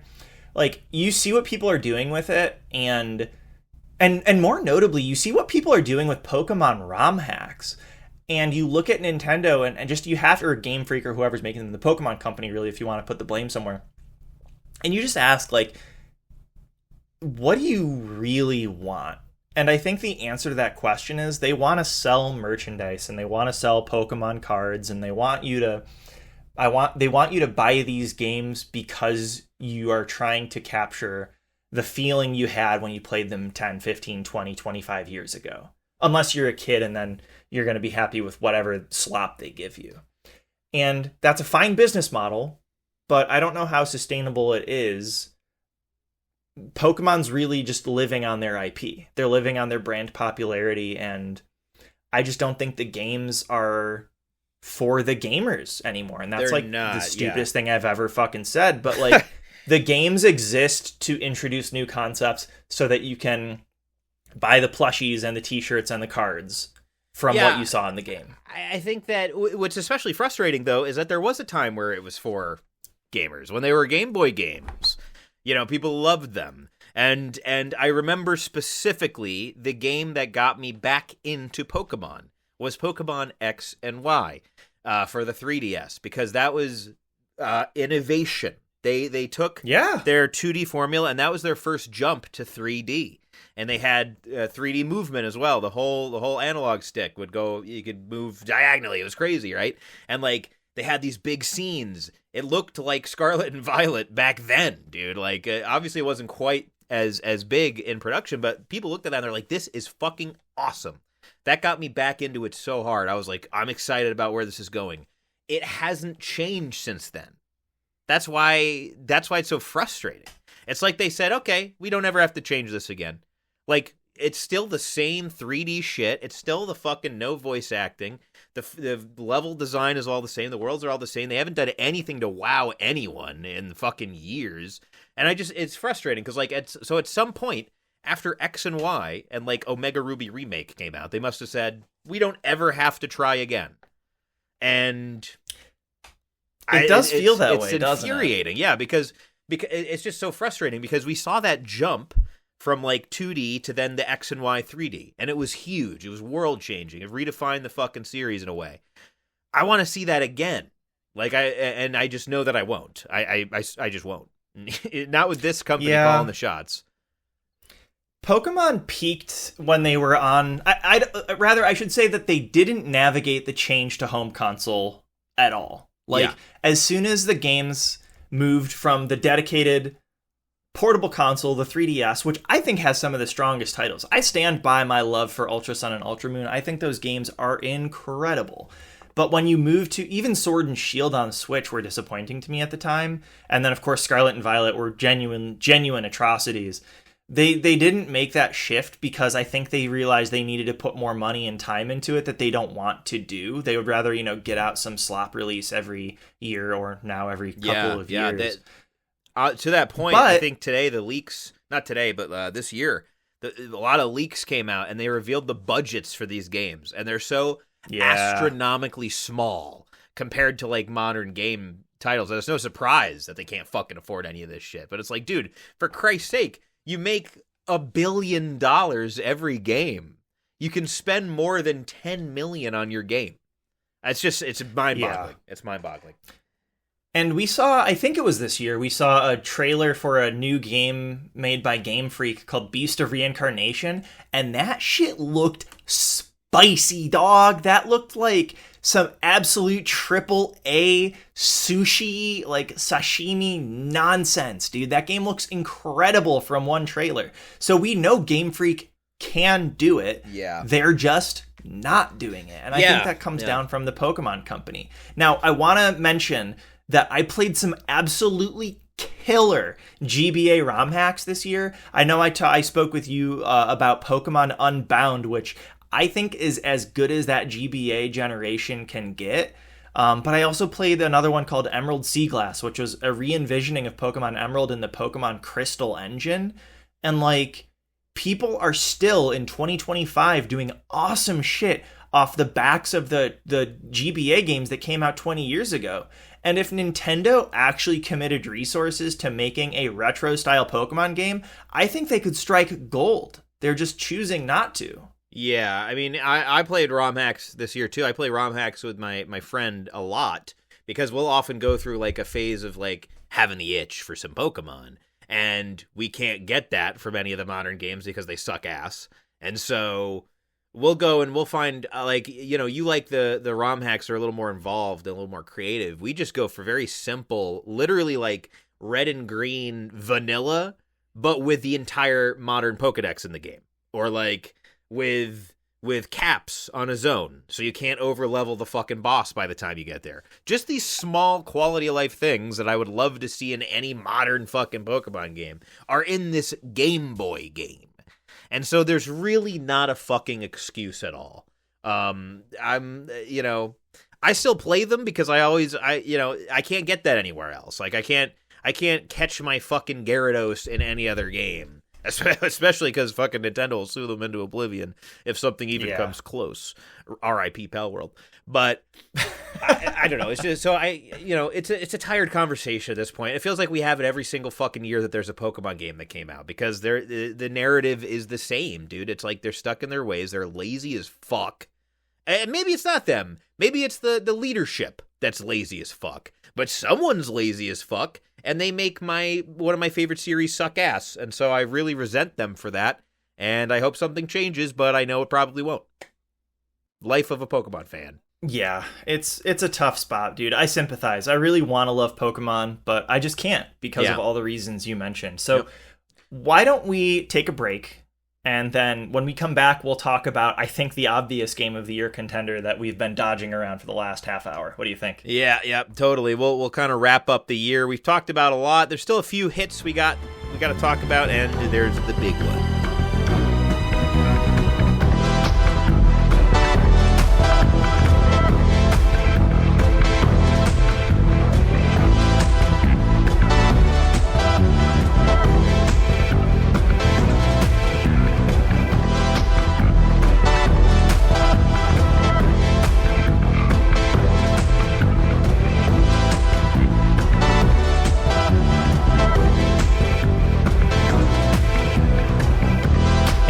We are back.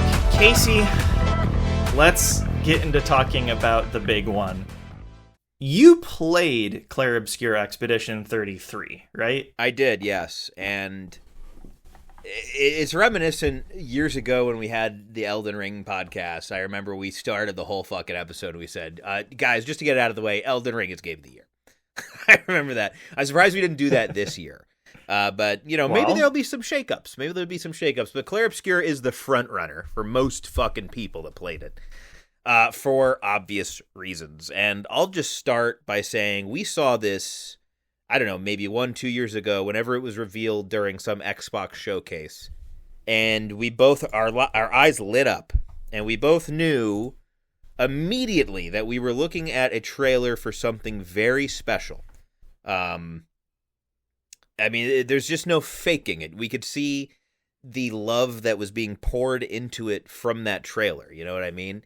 And it always feels good to be right about shit like that because this is a great game. I think when we saw this, we recognized it had the sauce.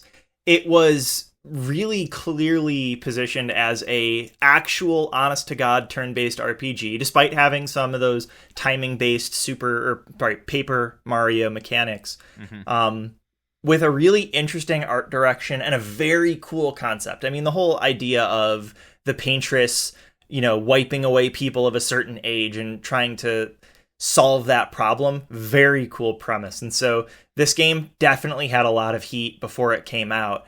And for it to have delivered as hard as it did, God, we're really lucky, I think, to be on the earth at the same time as this game, because it is genuinely something special. It's incredible. I mean, it's like you said, it had the sauce. That's a great way to put it. It's silly. It sounds silly, right? But that means looking at something and knowing that there's something special about it that is undeniable.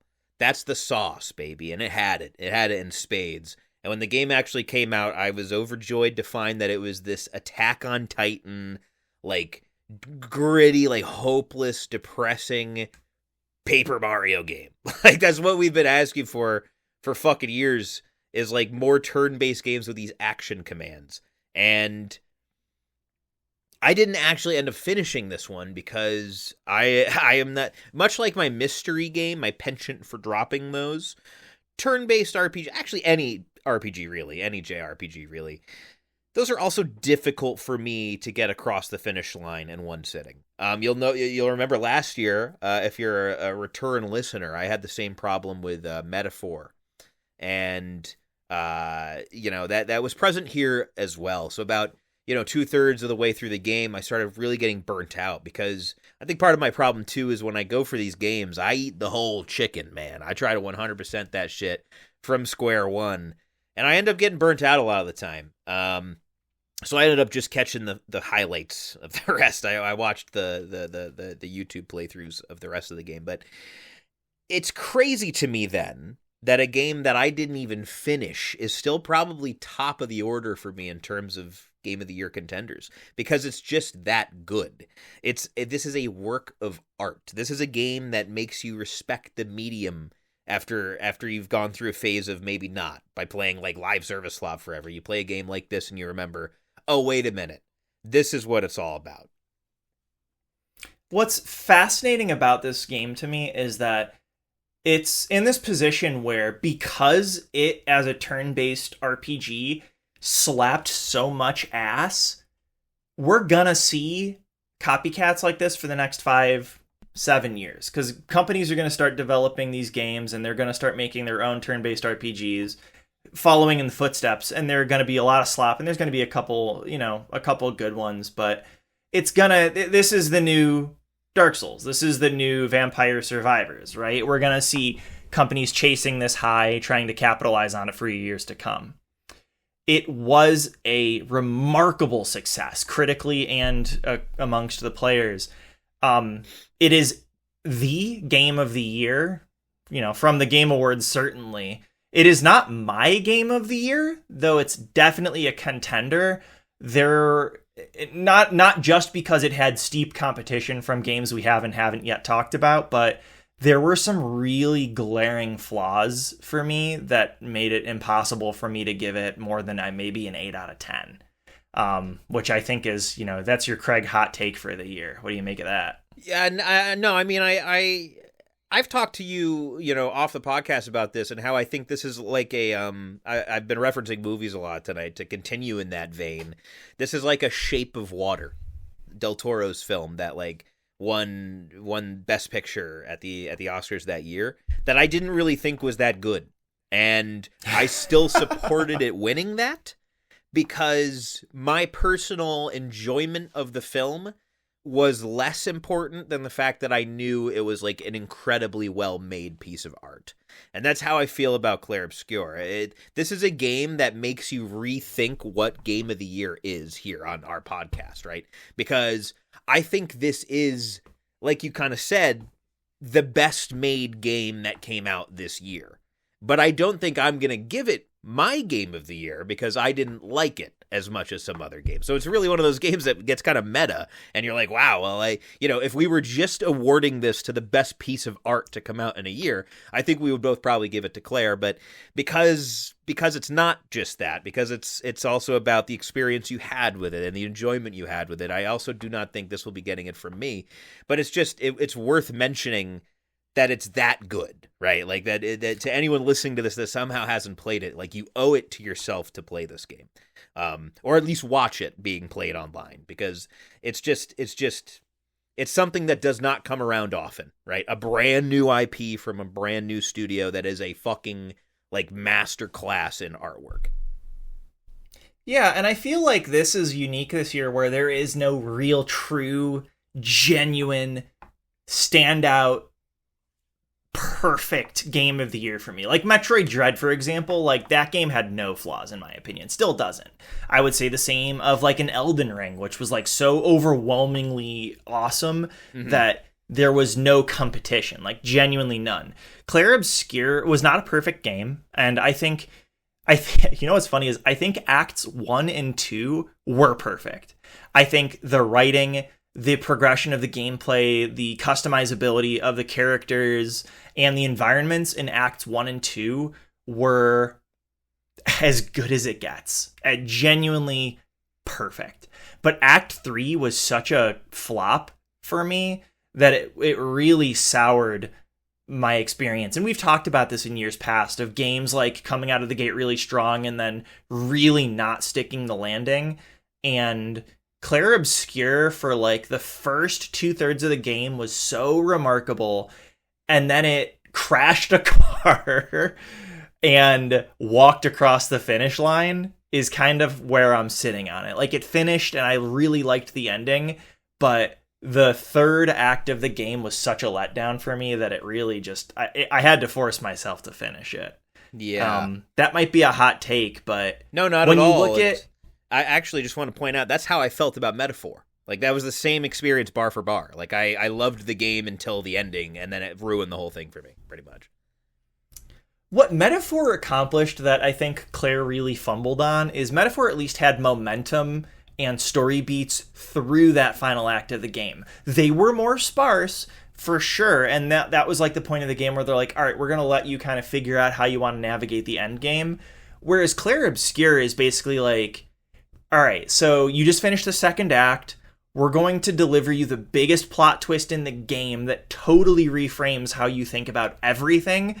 And then we're not going to give you another story beat until you decide you want to go fight the final boss. So you can realistically spend the next 10 to 15 hours with, like, outside of a couple of very small cutscenes, getting no new story information as you just go from reused asset to reused asset, collecting the final endgame customizable pictos, fighting a few endgame bosses that are, you know, mostly just recycled bosses from the previous points of the game. And I was just like, I was stunned. I was like, you guys really not backload the third act of this game at all? Like, every asset is reused. It's like, okay, here's a recolored environment. Here's, you know, some new shaders. Here's, okay, like there's a couple of new bosses, including the final super boss, which I fucking hated. But it was just, man, I don't know how you can put that little effort into the third act of the game. Like, that's when it should be coming to its biggest crescendo, in my opinion. Yeah. And also, I just want to point out, too, to break the fourth wall a little bit. Those listening, notice how we're avoiding spoilers for this. Usually we don't give a fuck about that. Like, Clair Obscur is worth experiencing. The story is very well told, even if I don't agree with all the story beats that it takes or the execution of it. Like, the fact that we're not spoiling the shit out of it should also be high praise, right? Like, it should be seen as us respecting this game immensely. So, yeah, to your point, like, the third act, it's always disappointing. Like, there's a lot of games like that do that, right? They fucking trip and they stumble through the fucking finale, and it completely lessens an otherwise fantastic product. And it's not just games, right? Everything does it. Look at Game of Thrones, right? Holy shit, the best example. And it's not on that level, but it is divisive. I think that much is safe to say. And so, go into this expecting a fantastic. I think it's safe to say that the first like half of the game is absolutely peak. It's fantastic. The plot twists that are happening, the character building, the world building, it's fucking awesome. And then once the mystery starts to get solved, that's when it starts to lose a little bit of its steam, I think. And that's something that a lot of things struggle with, and this is no exception. But I think overall, I have nothing but good things to say about it, though. Like, it's such a worthwhile game to, like, win Game of the Year at the Game Awards. I'm glad it did. We'll see what happens tonight with us. But I think it's going to be in consideration for me. And I didn't even finish the thing.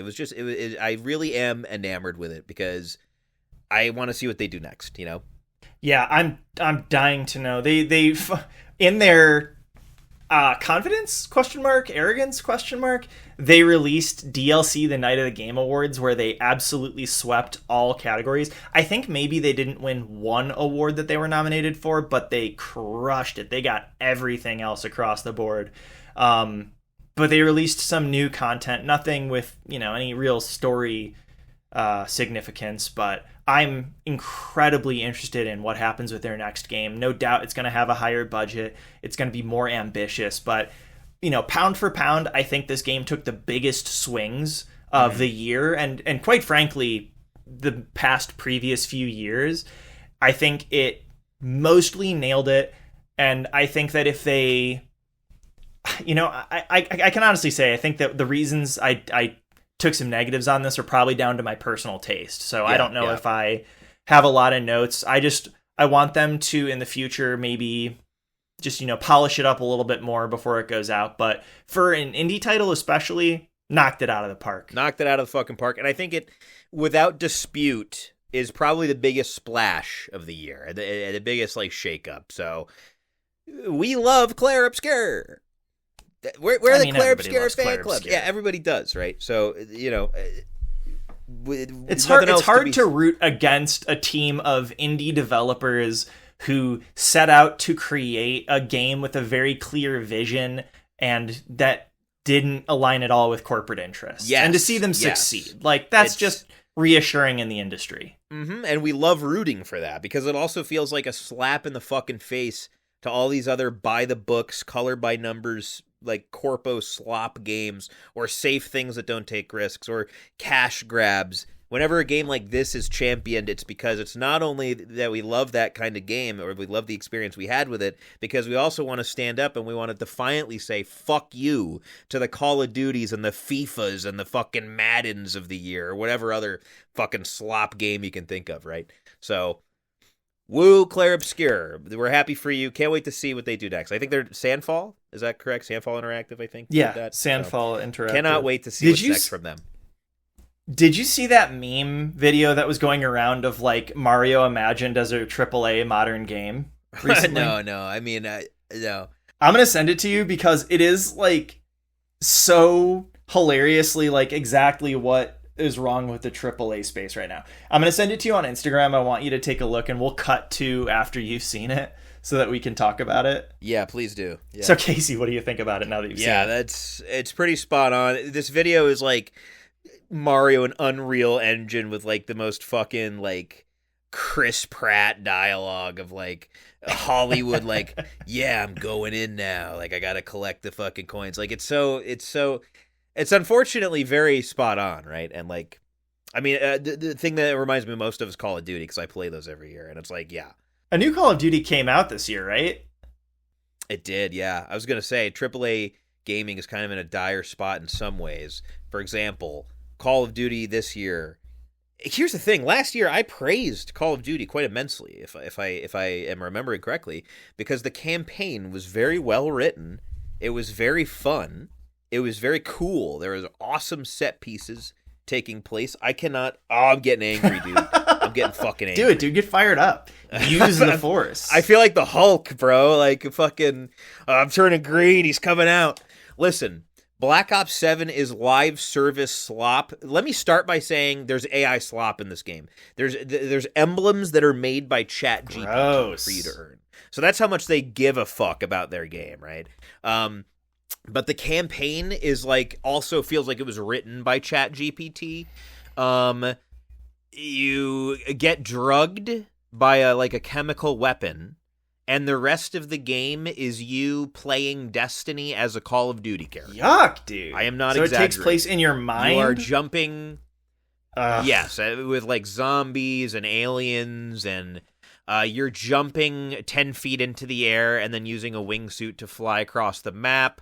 You're calling in supers. You're fighting a literal Destiny boss at the end of every mission that has a health bar on the top of the fucking screen that goes immune after you deal a third of its damage, and then you go do some stupid fucking mechanic. But you're doing all of this as a Call of Duty character. So if you've ever wanted to play Destiny, but you wanted your character to have no powers and just be a guy in the military, then maybe you'll enjoy the campaign. I did not even bother to fucking touch the multiplayer or the zombies mode in this. This is such a fucking disgusting cash grab. It makes me sick to my fucking stomach. We're talking about these AAA slop games. This is fucking example number 1, dude. This is patient zero of like lazy dog shit phone-it video game making. I am disgusted by what I've experienced here, so much so that I wonder how they could ever recover from it.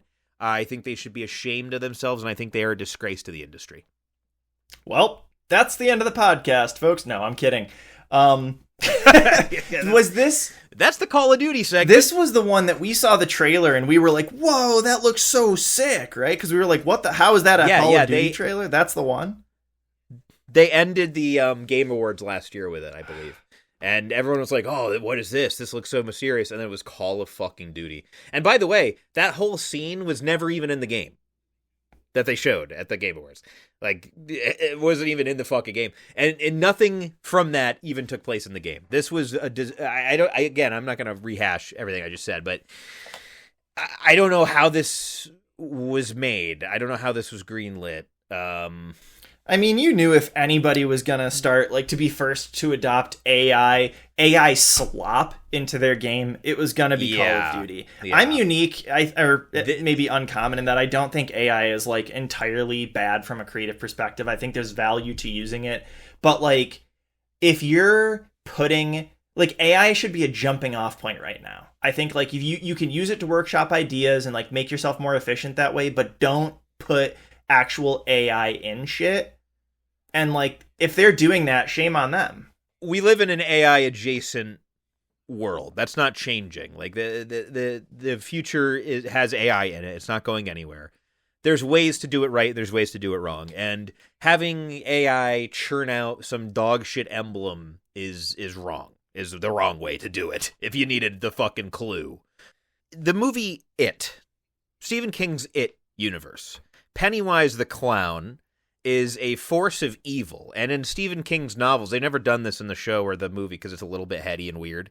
But in Stephen King's universe, there is a cosmic turtle called Maturin who is the force of good to counteract Pennywise's force of evil. And they are at odds with each other like the Traveler and the Witness from Destiny, or the Sith and the Force. This Pennywise the Clown and this Maturin the Turtle are in an eternal battle of good versus evil.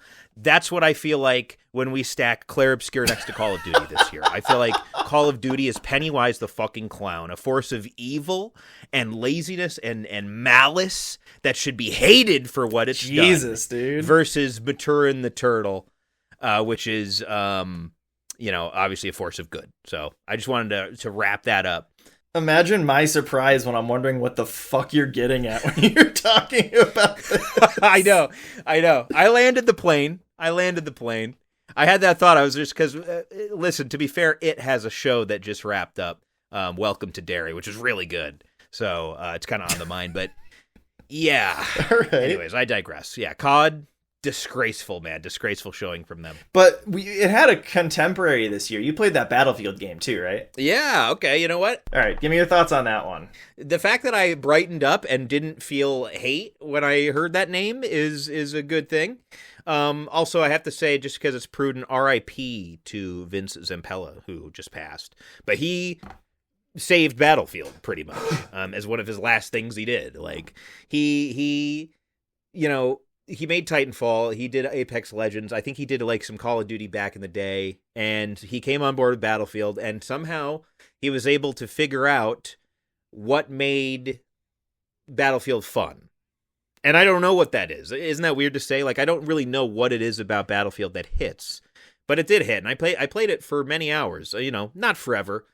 I'm not the core demographic for multiplayer games like that, but I played it much longer than any of its contemporaries, and that's an impressive showing. So, and that was with a lot of flaws, right? Like, that was with atrocious progression at launch, and some lack of maps and content, and I still just loved it, man. I had a great time with it. It was also, I need to give a shout out specifically because we've already talked about optimization in this podcast, and because optimization that is good is so hard to fucking find for machines like mine for some reason. Incredible out the box best optimization of the year award goes to Battlefield 6. A new award category. Yeah, it ran beautifully. Yeah, dude, it was genuinely gorgeous. Like it looked like so picturesque, like crisp, clear visuals, beautiful frame rate, rock solid, no connection issues whatsoever, no frame issues whatsoever. It was beautiful. Battlefield 6, beautifully made, fun multiplayer, and just a really solid return to form for the series, which is an extra slam dunk when Call of Duty shat out what they shat out. Battlefield, how long has it been since we've been able to say that Battlefield won the versus Call of Duty war in a given year? They easily did this year. They blew it out of the fucking water. It is cool to see Battlefield taking a W here. I remember playing Battlefield 1942 and Battlefield 2 at a gaming cafe back in my hometown that we used to go to, and just really enjoying it because, like, it isn't Call of Duty, and it never has tried to be. Up until, like, I think the past few years when they're like, oh, people love Call of Duty. We can make some Call of Duty money. But now that they're leaning back into their own direction of this, like, big, war simulator where there's a lot of people playing different roles, that's where it shines. And accomplishing that in the right way is probably what they need to be doing to capture the attention of folks, especially when Call of Duty starts to, I hate to say, but, like, water down. Like, Call of Duty in general has been deteriorating as they've, like, brought in Homelander and Nicki Minaj skins to try to chase the Fortnite money. But Battlefield sort of sticking to their guns is only going to strengthen their brand and their product in the years to come. And I'm excited for that. Yeah. The future's bright for it. That was the biggest takeaway from it. And, like, even though this isn't, like, some game of the year for me, like, it's impressive that I even spent as much time with it as I did, because this is not my kind of game. And part of that is just, like, there's so many ways to play. Like, you can go in and just be a medic the whole time, rezzing people and never shooting a fucking gun and still be contributing in a big way. So, yeah, Battlefield, great game. I highly recommend it. And it's, like, to your point about, like, yeah, fucking Sabrina Carpenter doing a backflip on me and then finishing me with, like, a Molotov cocktail down my throat. It's like, oh, yeah, this is cool. This is believable. It's kind of funny to see, like, Battlefield fans in an uproar because, like, one of the skins in the game had a shade of green that was not accurate to the military deployment in that year. It's like, okay, that's nice to see, right? It's nice to see a much more tame controversy than the slop that is Call of Duty now. So, yeah, Battlefield, good game. Well, while we're still talking about these, long-standing franchises, why don't we beep beep beep beep beep beep beep beep beep beep beep beep beep beep beep beep beep beep? This is a special announcement. We have to turn over to Chief Destiny correspondent Casey Kozlowski. Casey, how are things looking out there in the solar system? Hi, Craig. I'm here in the Destiny community, and things are on fire. Oh, no! People are not happy with where this game has ended up. We've had 2 content releases this year. All right, so usually I'm just talking 1 expansion. This year I've got 2. Edge of Fate came out in summer. This was the first sequel to The Final Shape, which wrapped up the Light versus Dark saga, which was the better part of the story for the last 10 years. So Edge of Fate came out. People were excited about it. And the campaign was very bad. The story was very good. The sweeping systemic changes that launched alongside the expansion were some of the worst in the game's history. So overall, a bad expansion, you could say. Break it down for me, dude. What happened? Because I played the shit out of Edge of Fate and really loved it, but I'm stunned to hear that they weren't able to keep that momentum up. I mean, it was the biggest Destiny's ever been. How did they flop that? Well, here's the thing, right? So, first of all, the campaign was like they tried to do a lot of gimmicks, and to be fair, they announced this before these came out. They did like a Vidoc or whatever, and they said, "Hey, just so you guys know, we're done with the final shape, so our traditional narrative is gone. We're also going to abandon traditional gameplay. Not fully, but like we're going to take more risks in our expansion." So they said, yeah, this first one we have coming out is going to be a little Metroid inspired. The one after that is like a Star Wars crossover. Yeah. And then they teased the like next one's coming after that. And they said, yeah, we're going to just try things out in these. And I'm like, okay, whatever. I'm fine with that. I'll tell you, though, the Metroid didn't fucking work. Their idea of being inspired by Metroid is having convoluted puzzles and a little, like, ball form that sucks ass to play as in this world, as you're playing through a very monotonous campaign with, like, completely forgettable level designs. Now, the only cool thing here is that, again, the story was incredible. In the final mission, you have this moment where you get to see one of the 9, like in physical form for the first time, and it's like shimmering in and out of reality because they're not meant to exist in our universe. It's cool. Gourmet shit, dude. Like this is the cool fucking sci-fi shit I'm here for when I play Destiny. And the fact that it's focusing on this now story-wise, it actually kind of excites me more than the Light vs. Dark saga, to be honest with you. And so far, I think it's off to a much stronger start as well. So that I have nothing but good things to say about the narrative and where that's heading. But yeah, the gameplay unfortunately was pretty lame. And rolling right into Renegades continued a lot of the systemic changes. So what I mean by that is they introduced the portal, which is probably the worst thing to ever happen to the game since content vaulting. The portal takes every activity in the game and puts it in a Fortnite-style menu where you just select from tiles what you want to do. And then you have to sit there for the next 5 minutes and apply modifiers to get your fucking bar to fill up to a certain point where you'll actually get loot that's worth getting from that system. Jeez, that sucks, dude. Oh, yeah. It's appalling. And the player counts are worse than they've ever been. I think they dipped to the lowest in the game's history after that was added. And the period between Edge of Fate and Renegades has been the worst in the game's history in terms of fan and community sentiment. So things are not going great. Jeez, do you think there's a path forward, though? I do. And I think in no small part because they did a Star War, and it was pretty good. So Renegades came out, and this is one that made a lot of people, including you, nervous. I know you expressed a lot of, trepidation. Yeah, I want nothing to do with it even now. Yeah. The thing is, they really did it well. And they were talking very confidently before this expansion launched. They only marketed this in like the week before it came out, which is a smart choice because, people don't need marketing at this point. You're either going to play the next Destiny release or you're not. And no like trailer is going to sway you. And I say that as someone who's very aware of the fact that Bungie kills it with their trailers. So they started their marketing like a week before this, and so they had the narrative lead come on, Allison Lurs, who's incredible. She's did work on Baldur's Gate 3, and now she's killing it with Destiny's story. And they talked, everyone that spoke to her and spoke to other people responsible for making this got the picture that they were incredibly confident in what they had made in terms of tone. They said, this game, like this balance we've struck is truly great. And they're right.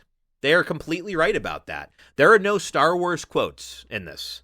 There's no fucking Star Wars character Glup Shido showing up. Obviously the Praxic blade is a lightsaber. It's very lightsaber coded. And there's like walkers, these Cabal Imperial machines that are walkers. They have this thing that's like the Death Star, right? So it's inspired by it, and it's following the same beats, but in the Destiny universe. And they actually fucking killed it. It actually works really fucking well.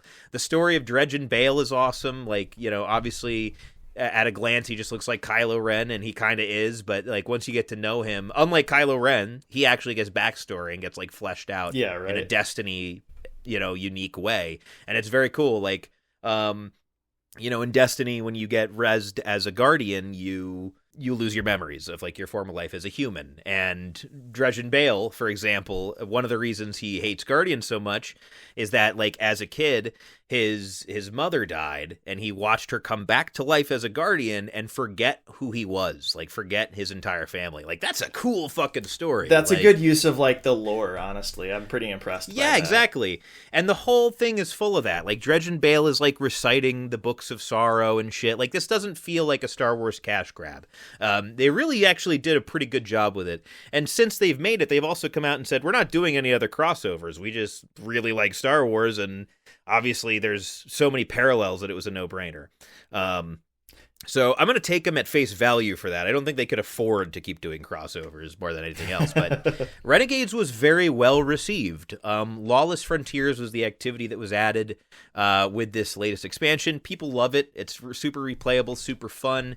You can chase all these different lightsaber colors and like mods to really make it your own. So if you want to be a guy who's throwing his fucking lightsaber across and like slicing through an entire line of enemies, you can do that. But if you want to be this unstoppable fucking Darth Vader stalwart just deflecting every bullet and actually tanking for your team, you can build into that too. So they've added a really good amount of well-received stuff here. Well-received changes and well-received content. Lawless Frontiers was well-received. All of the new gun types are really good. These are like heat guns that overheat and you have to vent, and there's kind of like a Gears of War style reload on those that'll let your next clip be more potent.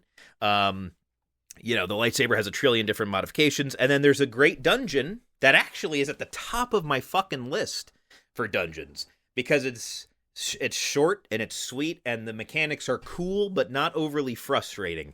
And so Renegades was a really great installment, and I am now once again hopeful that they're righting the ship. I'm just getting tired of the ship getting fucking wronged in the first place. Things were going great after the final shape. You could have just kept going straight. No one would have complained. Instead, they wanted to take this weird side trip to this fucking island that had cannibals on it that tried to eat them. And it's like, okay, well, now you've just wasted all this time and you have to get all the way back to where you started and then set course to the island that everyone wanted to fucking go to anyways. I don't understand why Bungie keeps doing this. And so that frustration is still very present this year. But I will say, a Santa did at least gift me a competent expansion from Bungo to end my year. So I will say where I'm ending the year is cautiously optimistic. But getting tired too, right? Like, okay, Come on, please. Stop fucking this up. Just do what the fans want you to do. It really feels like Bungie's on the same trajectory as Nintendo, where it's like every other expansion is great, but every other expansion is a real donker, dude, because I loved the final shape and I played the shit out of that, but then like the year that followed did not catch me at all. And it sounds like Edge of Fate when it came out was mostly negative, but Renegades is back. You know, we're back, baby. Yeah, exactly. But here's the thing: the sentiment is getting low now. Like it's getting harder and harder for them to get people to say we're back. The "we're so back" is getting softer and more tepid every single time this happens. So people are getting fed up, dude. It's been 10 years of this shit. It's been 10 years of watching this fucking studio blunder their way into a hit expansion and then fuck it all up and blow it up for some shit that doesn't work and then walk back the changes and do and be back the next year, right? It's a very exhausting pattern, and like for once I just wish they would fucking lock in and just be a good studio. Like just make the shit people want you to fucking make. Just make the consumer friendly choices. Stop resetting your fucking gear and power every expansion. And the big word on everyone's lips right now, the big phrase is Destiny 3. And there's rumors about it. There's murmurs abound. There's many people that are saying, is this sustainable, Destiny 2? The answer to that is no. There will have to be a 3 eventually. This engine is dated. This system is dated. It runs on fucking spaghetti code, man. Everything breaks whenever there's an update. Like, this can't last forever, but I do want to keep playing Destiny. So I'm in the camp of, like, if 3 comes out, I'll play it. But God almighty, may we all hope that a Destiny 3 launches better than Destiny 2. Yeah, that's a big true, dude. Destiny 2 at launch was not what we needed it to be. And Destiny, it's one of those things where, like, yeah, it's been around for now 11 years. And I think it's got to be a really tough ask to keep a game fresh over that amount of time. And, I played a lot of League of Legends this year, and I feel similarly like I don't know how a company keeps a live service game like that going for 10 years, let alone one with a story. So I'm sympathetic, but their crowd is so loud. Their fans are so loud about what they want. It's a blueprint. Just do that and you'll succeed. Exactly, yeah. And it's like, so yeah, props to them, right? Because live services are exceptionally hard to continue for as long as they have. And I think only MMOs have really, gone much longer than them in this space. So it's props to that. But at the same time, like, dude, if Destiny 3 comes out, it's going to need to be a banger out the gate. And based on my experience, I don't think Bungie's capable of that. Yeah. And that sucks to say. But, we'll see what happens. Well, on the topic of more 10-year-long projects, let's spend a few minutes talking about this year's installment of Deltarune, yeah? Yes. Why don't you take it away? You played the full thing. I kind of touched on earlier how I bounced off, and I'll kind of go into more detail about that. But yeah, why don't you lead us off here with your thoughts? You loved it. Yeah, I loved it probably as much as you did with Chapter 2 back when that came out. I think the first thing worth mentioning is the music in these games is just so goddamn good, man. Even after I finished playing the game, the soundtracks for Chapter 3 and 4 stayed at the top of my most played on Spotify, even at my Wrapped at the end of the year here. It's just, he does not miss, and he's so clever. And what's funny to me is, like, I'll see TikToks about the music after the game came out, and it's like, oh my god, like, leitmotif. And it's like, yeah, that's something so common in literally every, like, media property that has music. But for some reason, Deltarune fans are like, oh my god, wait, this song has the leitmotif of this other character. That must mean there's an association. And I find that all very fascinating. You and I have spoken before about how interesting the meta-narrative around the game is, and, like, there's stuff that exists outside of the game or in the game's code that influences the story. And that is very present here. And I understand completely how you bounced off, because there's very little of that in Chapter 3, which is much more of a self-contained installment. But at the same time, once you get into Chapter 4, that's really where, like, you start to see the paint flake off, and you start to really see what's happening in the larger game. And when you combine how soulful and how human the characters present, and how dark and foreboding the tone is, pair that with, like, really interesting gameplay that is always taking opportunities to deliver story through mechanics, and then combine that with the just incredibly evocative soundtrack, just like Deltarune is and has to be my most sought after game. Like, I'm itching for the next chapter. I'm dying to see how it concludes. And, like, people are all looking forward to, I really want to play GTA 6, or, I'm desperate for the next, for Marathon, or for whatever the next game coming out is. I just want more Deltarune. I would give it all up for faster Deltarune, quite honestly. Yeah, I mean, I talked earlier about how I bounced off of this because it felt kind of like weird and like meandery and kind of fillery. Chapter 3 specifically is what I'm talking about. And I think Toby knew this, right? This is why he released 3 and 4 together. Like, I think he knew that if he just released 3, it would not be received that well, because there's not a lot of development there. It's just like this kind of palate cleanser. And that would work really great if I was playing 2 into 3 and then into 4. But the way that it's structured right now, and I'm not knocking the fucking game points for this. This is just the way the game's being developed and released, which is very unique in the industry, is that he finishes a chapter and then he'll release it. And so I play 2, I have to wait a year or 2, and then I have to play 3. And for me, it's like coming back to a filler episode is what it feels like. And so it's like, oh man, the things I loved so much about 2, the very disturbing dark undertones, the choices that you could make, and the secret paths, and the fucking, just the world, none of that was present in 3. 3 was over quickly for what it's worth, but it was enough at the time to really rub me the wrong way. And I was like, man, that has put me off for now. I'm going to put this down. I'm going to table this, and I'm going to come back at a later time when I'm a little more open to what 4 is going to bring me. And from everything I've heard, 4 is where the meat is. But, it was an unfortunate stumble in the release cadence, and I think that it's only going to get more painful as these chapters get more and more juicy. But again, it's not something I can hold against Toby Fox or the team that he's now working with to make these chapters of this awesome game. It's just something that, there's going to be times where I go through a wait and the wait was not worth it. And this was one of them for me. It's a lot like Attack on Titan. When the final season of that show came out, people have been waiting for fucking years and years and years for this final season. And the first episode took place in a completely different fucking spot with a completely different cast of characters. I remember a lot of people being pretty upset at the time. And it was kind of like that for me. But I have nothing but good things to say about it as an overarching game so far. I just happened to resume a pretty weird kind of spin-off-y almost chapter when I was looking for the meat. So I'll have different thoughts about this down the line, but I bounced off of it, And it sucks to say because again, like Deltarune 2 was my game of the year that chapter dropped, but this had none of that, right? This had none of what I love there. I want you, Casey, and you, dear listener, to close your eyes for a moment, unless you're driving. Don't close your eyes if you're driving. Yeah. But I want you to close your eyes and imagine back 15 years ago to the era of cable and network television and getting a new season of your show at the same time every year. We're coming into the fall season of TV. It's a new season of House. It's a new season of Lost. Survivor's coming back for season, fucking 80 or whatever they're on. And now look at how TV and episodic content comes out today, where it's like, Severance is on a 2-year, 3-year block. Arcane took like 4 years between seasons.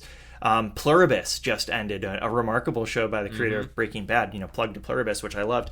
Who knows when we're going to get season 2 of that? And what's really tough about any episodic release is not knowing when the next one is going to come out. And I think that's Deltarune's biggest, and personally, I think it's its only problem, because Deltarune Chapter 1 came out in like 2018 and ripped so much ass, but it felt enough that it was a standalone. It's like, okay, this could be a game, and then Chapter 2, we'll just look at it as a sequel. Then Chapter 2 came out in 2021, 3 years later, and it was like, damn, all right, well, here's the sequel. But then it teased even more of like, here's what's to come. And now we've got Chapter 3 and 4, which came out 4 years later. And God bless Toby for announcing that Chapter 5 is coming out next year, come hell or high water. But like, the gaps between kill momentum so hard that it's insanely difficult to recommend it to anybody.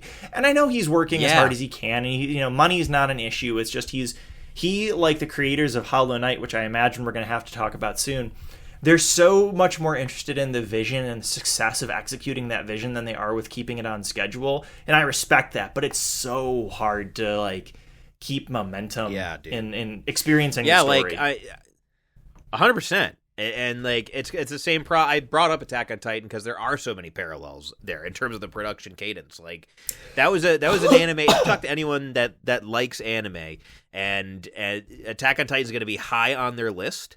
And by the end of it, so many people I know that love that show are just sick of it, because it's like, dude, I've been waiting 10 years of my life to see this fucking story that's only like 5 seasons wrap up.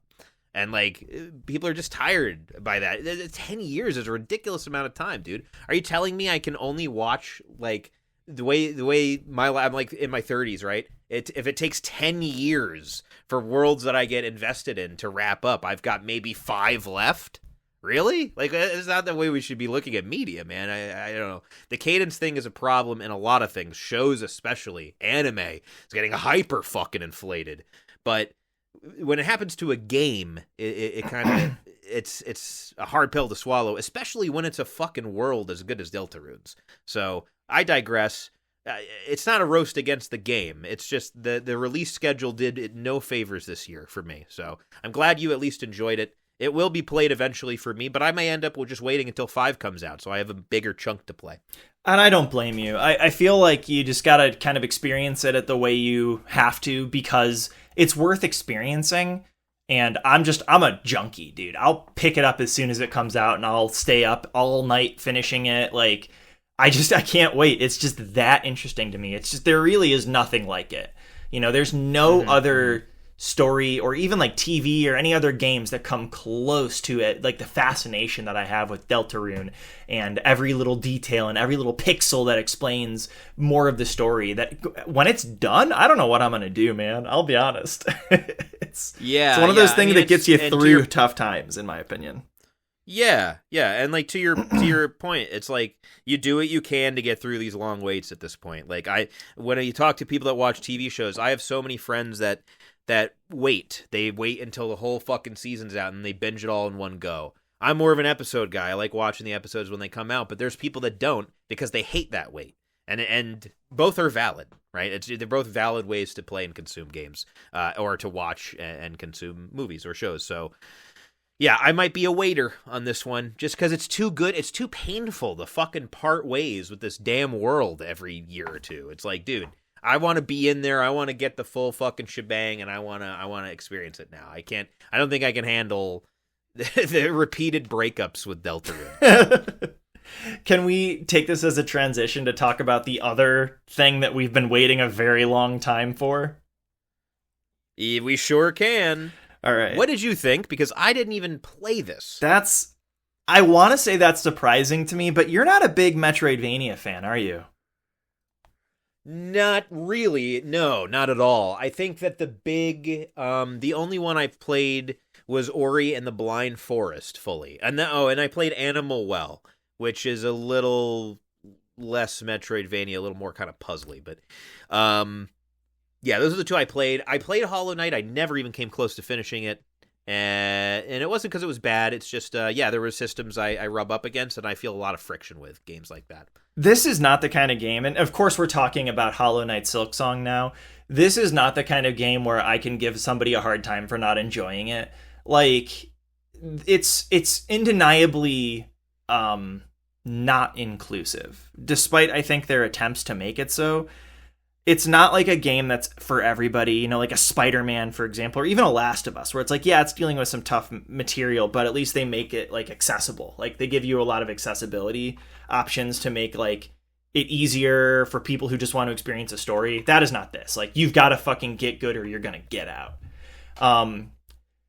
Where to begin? So, I mean, on that topic, like one of the biggest challenges with Hollow Knight Silksong was that it was, I think, almost irresponsibly difficult. This was a hard game by any metric. And I had a lot of points where I thought, like, this isn't fair. Like, why would they make this? Like, I was really frustrated, especially in the first third of the game, because you have the least amount of combat tools. You have really difficult enemies. Your max health isn't high because you haven't found the things that increase it. And they made this decision in this game to make a lot of the enemies deal 2 masks of damage instead of 1.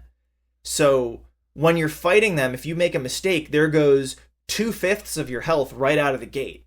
And God forbid, like, you brush into one of these enemies just accidentally, there's 2/5 of your health. And it's just, you have to reframe how you approach it, because if you try to play this game the same way as you played the first Hollow Knight, you are certain to lose, which was maybe the boldest decision they made, because you know after 7 or 8 years, all people wanted was more Hollow Knight. But when you shift your thinking and you embrace the tools that this game gives you, and you really look at it through the lens of Silksong and not through the lens of Hollow Knight, you're in for, I think, an elevated experience from even the last Hollow Knight, which is probably one of my top 5 games of all time. It is just, I think I have to knock Hollow Knight 1 down to put Silksong on top of it. It is that good. And it is that fulfilling. Damn. It's hard to describe because of the hype around this game. I mean, when you talk about like games people are looking forward to, like look at GTA 6. Like there are memes about GTA 6, but there was an entire community built around like the hype for Silksong. Like every direct, every Game Awards, every State of Play, people weren't like, where's GTA 6? People were like, where's Silksong? For a decade, man. That's nuts. Yeah.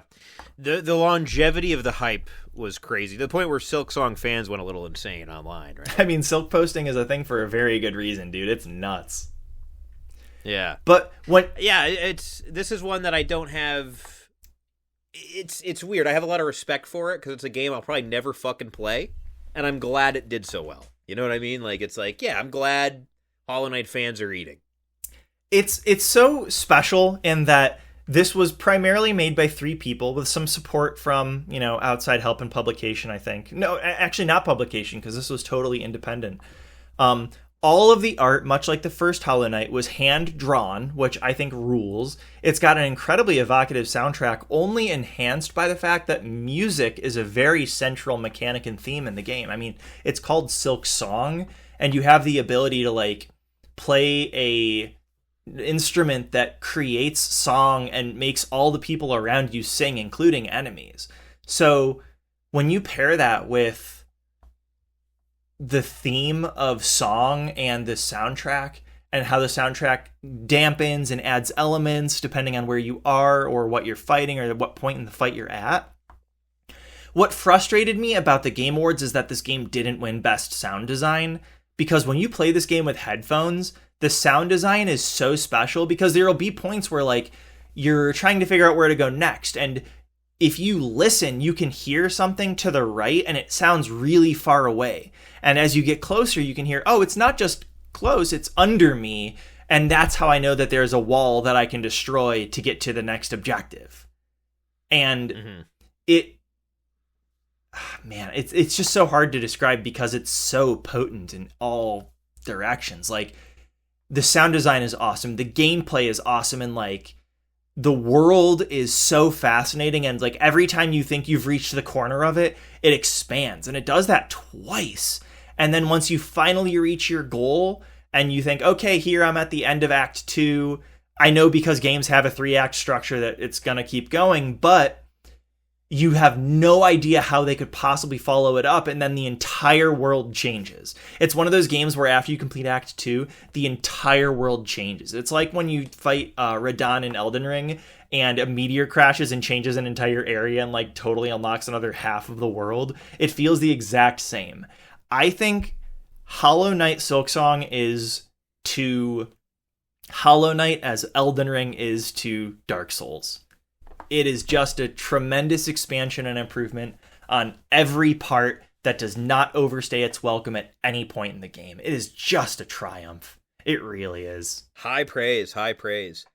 I mean, it's a Game of the Year contender, so we'll talk about these more before we wrap up, but you got to know it's in the conversation for me. Oh, it's. I'm sure it is. I'm sure it is.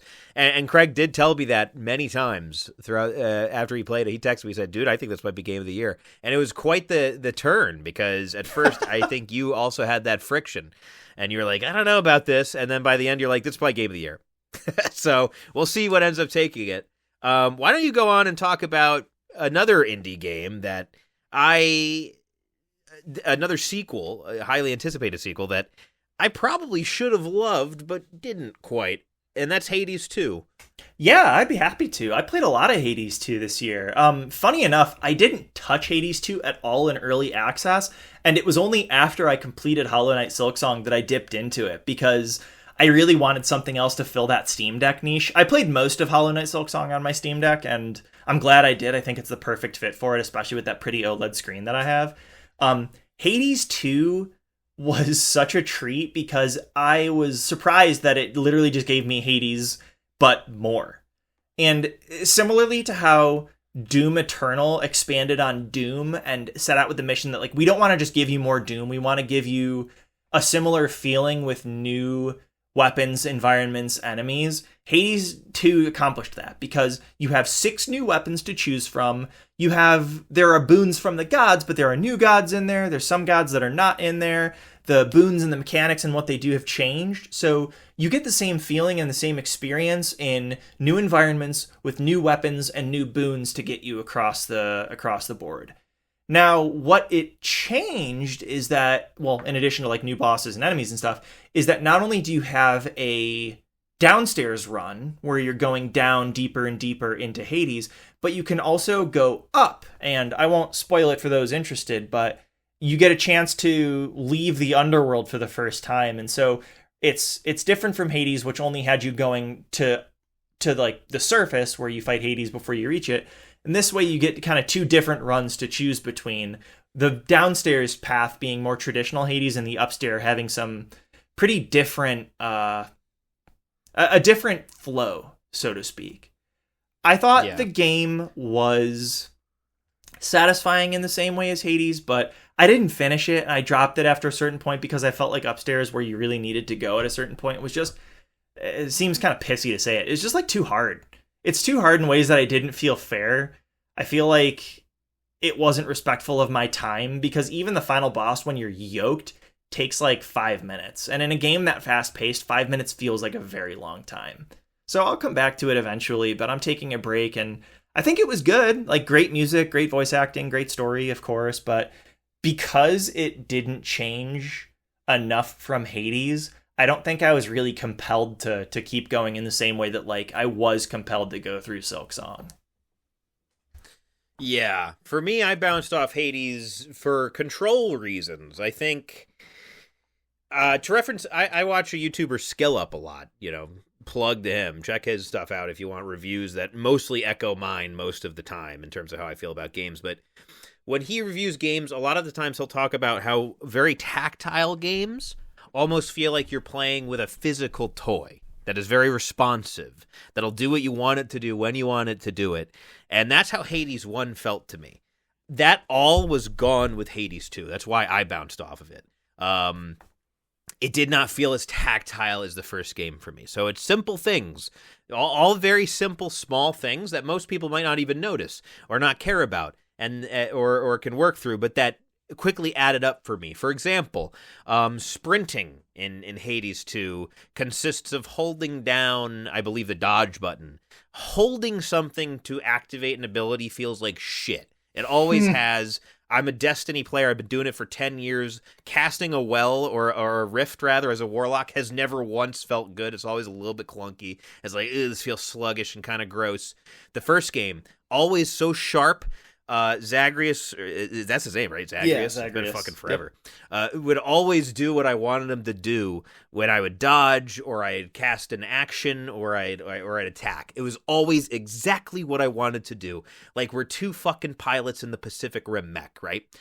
That's not how I felt with Malinue. Not at all. It just sluggish, like having to hold to run, having to hold to cast a bigger cast, having to hold to do the rift thing. It was enough to quickly add up for me where I was like, this is just feeling a lot slower in a game that expects me to like be as agile as I was, right? Like the enemies, it was a little bit harder out the gate for me. I was like, and obviously, when you're just starting a roguelike, that's how things are going to feel, but combined with like the Arcana system of the cards, which I felt was a little bit of a step back from like the goop from the first game. It just wasn't hitting for me. It just wasn't feeling as fluid and as responsive as I wanted it to, which caused me a lot of friction and a lot of frustration. And so I bounced off it after I think I beat the first guy, the major antagonist. Kronos. Before you go upstairs. Yeah, it's no spoiler. And I mean, they introduce him immediately. It's just Kronos. Yeah, I kicked his ass. And then, obviously, in true Hades fashion, that is not nearly the end of your run. And so, I think I stopped after that, because I was like, okay, I'm just not enjoying this the way I enjoyed Hades. Now, an interesting thought, too, that I have, or an interesting observation, is that I played Hades as kind of a couch co-op game in a way. The way that you played Blue Prince is the way that I played Hades 1. I would play a run, and then I would pass the controller off to like my roommate at the time, and he would play a run, which is like, a 30-minute affair, and then he'd pass it back, and we'd do this for hours at a time. And maybe there's something to that. I don't know. Maybe there's something about that formula that really worked with that game for me, that I didn't get to experience with 2. I'm not sure, but I definitely do know that the controls just feel a little bit shittier for me.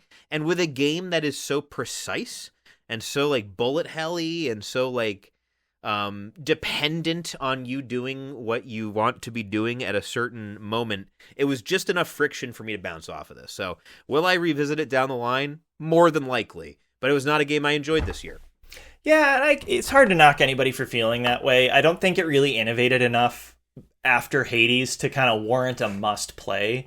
Funny enough, I really strongly disagree with you about the button holding versus pressing. I think that's probably like the best evolved mechanic for games since like adding buttons to a controller. And we'll talk about this game very briefly because I don't have much to say about it, but Death Stranding really exceeds with this, where each button has a press and a hold function, and they feel very meaningful.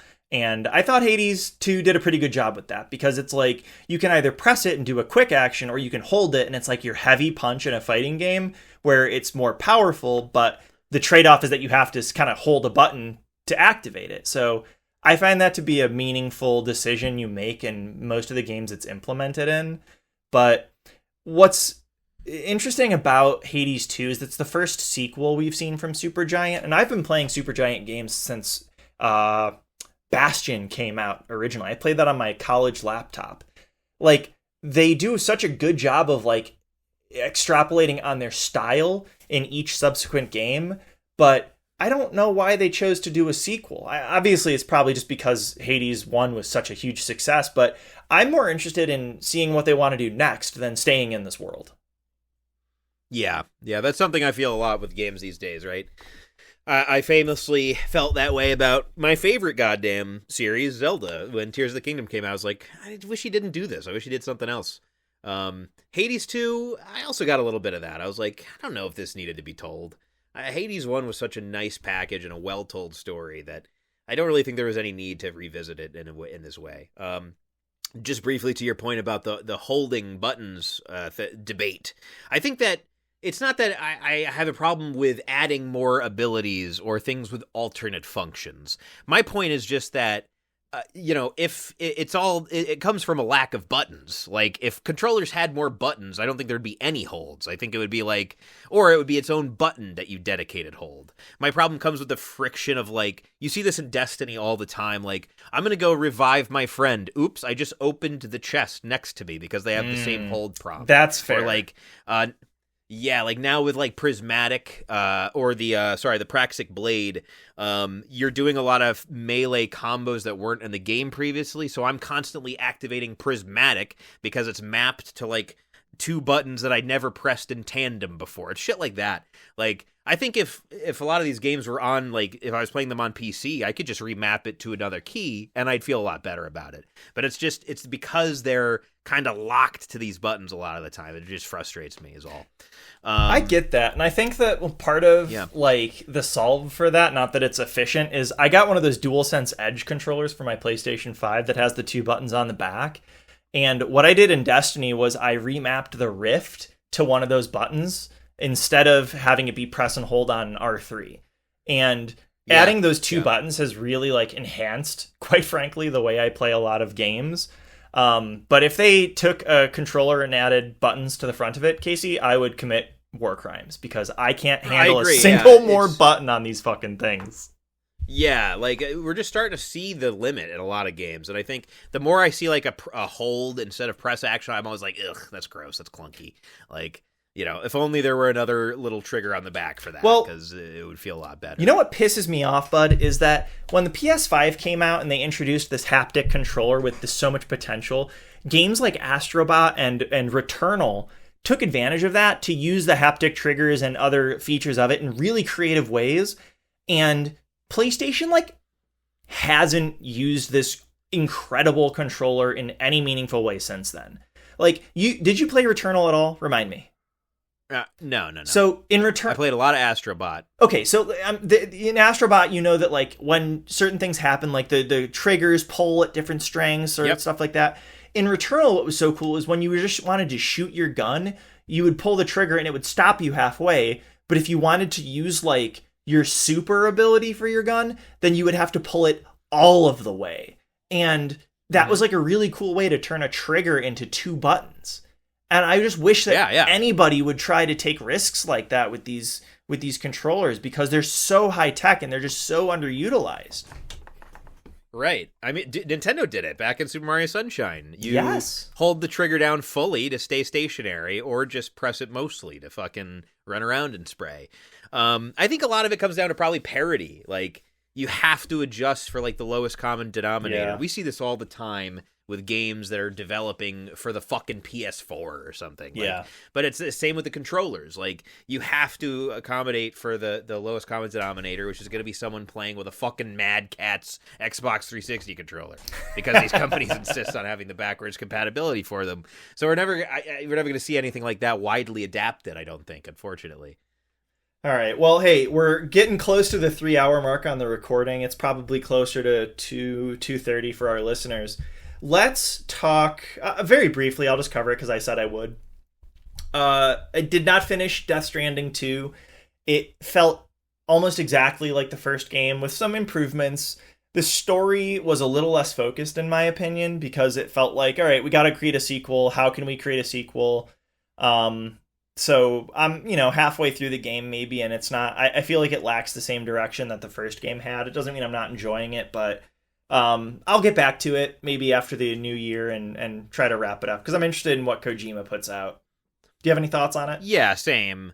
Yeah, I feel the same way. I feel similarly. Like, I like experiencing his art, but this is just like Hades in the sense that, like, I don't think this needed to be made. I think I would have been a lot more interested in seeing something new from him. The Death Stranding world, I think, is at its best when it's mysterious and weird and threatening.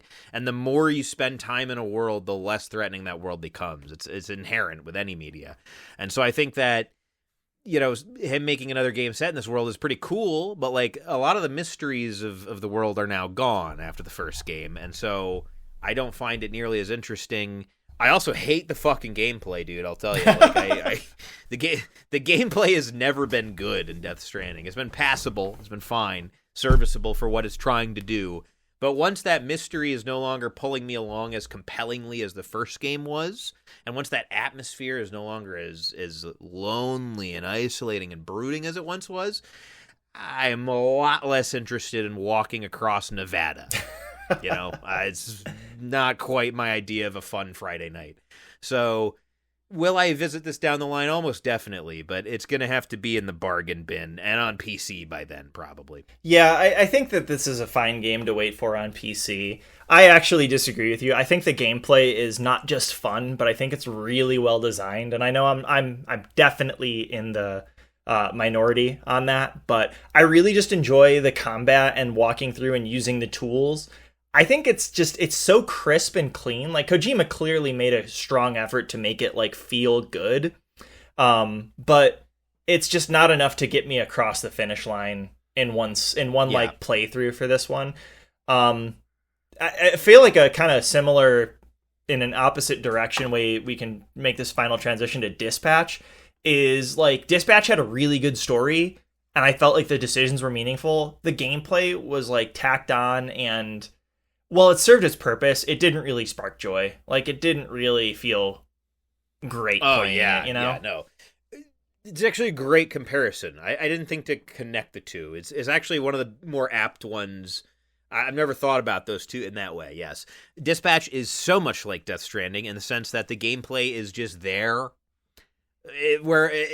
Honestly, this is going to sound disparaging, and I don't mean it to, but it's like both of these teams clearly just wanted to make a movie and had to add gameplay. It's, I mean, that's not a roast at Kojima. He's well documented as saying that. But like for the Dispatch team too, it's like, yeah, you guys should have just made like a Netflix show, right? Like fucking the gameplay is just a means to an end, and it's not very good, and it's not very well thought out, and you're not ever going to be raving about the gameplay of it. When you play, Death Stranding 1, you're going to be talking about the story. You're going to be talking about the mood. You're going to be talking about the experience. You're not going to be talking about, dude, I had this awesome run where I tripped down the mountain and lost all my luggage and I had to go pick it up. Like, that's not the compelling part. Same as Dispatch, where, I had a friend who immediately called me up and wanted to talk about the story and like the choices we made. He did not call me saying, dude, did you do that one break-in where you had to send a specific hero and go over a certain stat? No, nobody's talking about that. The gameplay is not that memorable. It's not that good. Same with Death Stranding. So that is a great comparison. But Dispatch was great. Otherwise, it was. Someone said this to me when I was playing it. They said they should have put this on Netflix and just made it like a choose your own choose your own adventure kind of thing. Yeah. Because that's basically what it is anyways. That could have been fine. I probably would have enjoyed that. To be quite honest, I'm glad it's not on Netflix. Like, I'm happy that I paid for this. And Kelsey and I played this like it was a TV show after dinner, and that was totally fine. But yeah. I actually have a secret little morsel for you about this game, a little fun fact. Oh. You remember a D&D campaign back in LA? Yes. You remember Chad? Yes. Yeah, Chad was a senior writer on this game. Oh, good for him. Isn't that cool? I think he played a paladin. Yeah, I have in our campaign. That's pretty cool. Yeah. So shout out to Chad Rhiness. Heck yeah. Zero chance this podcast will make its way to your ears. No shot it's reaching his ears, but congrats on your work in this game. It was awesome.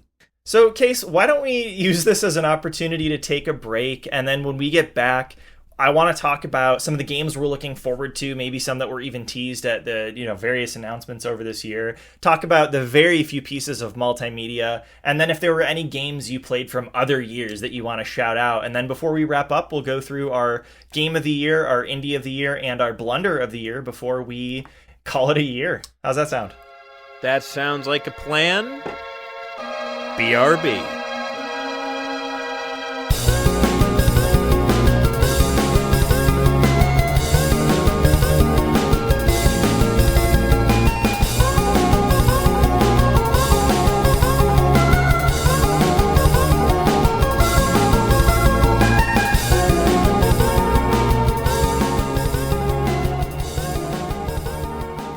Alrighty, we are back for Act 3 of Game & Went. We're going to talk about some of the multimedia, I guess one type of all multimedia that came out this year, on top of some of the games we played from other years and what we're looking forward to in the future before we wrap up. So, I mean, really the only thing that came out for me of note was the Devil May Cry Netflix show. There was the Minecraft movie, but I'm 33 years old. I did not fucking see that shit. Did you? I watch, me and my friends who are all high on weed gummies did watch it one casual night. I think half of them fell asleep. It was a wholly unenjoyable experience, and if I could go back and make myself not watch it, I would do that. So yeah, I'm not Gen Alpha or a Zoomer, so I had no interest. Maybe if I get high and watch it someday, but I'll be brief about the Devil May Cry show. I, of course, love it. Devil May Cry is like my top shit. This is a pretty loose interpretation, and it's pretty departed from the games. So, like, if you like the show, I can't guarantee that you'll like the games, even from, like, comparing the tones. They took some pretty creative liberties with the show in ways that I don't think really benefit it. I watched it. I enjoyed it, I'll enjoy Season 2 when it happens, but, like, it's not the Devil May Cry that I have known and love. Like, the thing about Devil May Cry is it's a story-driven game.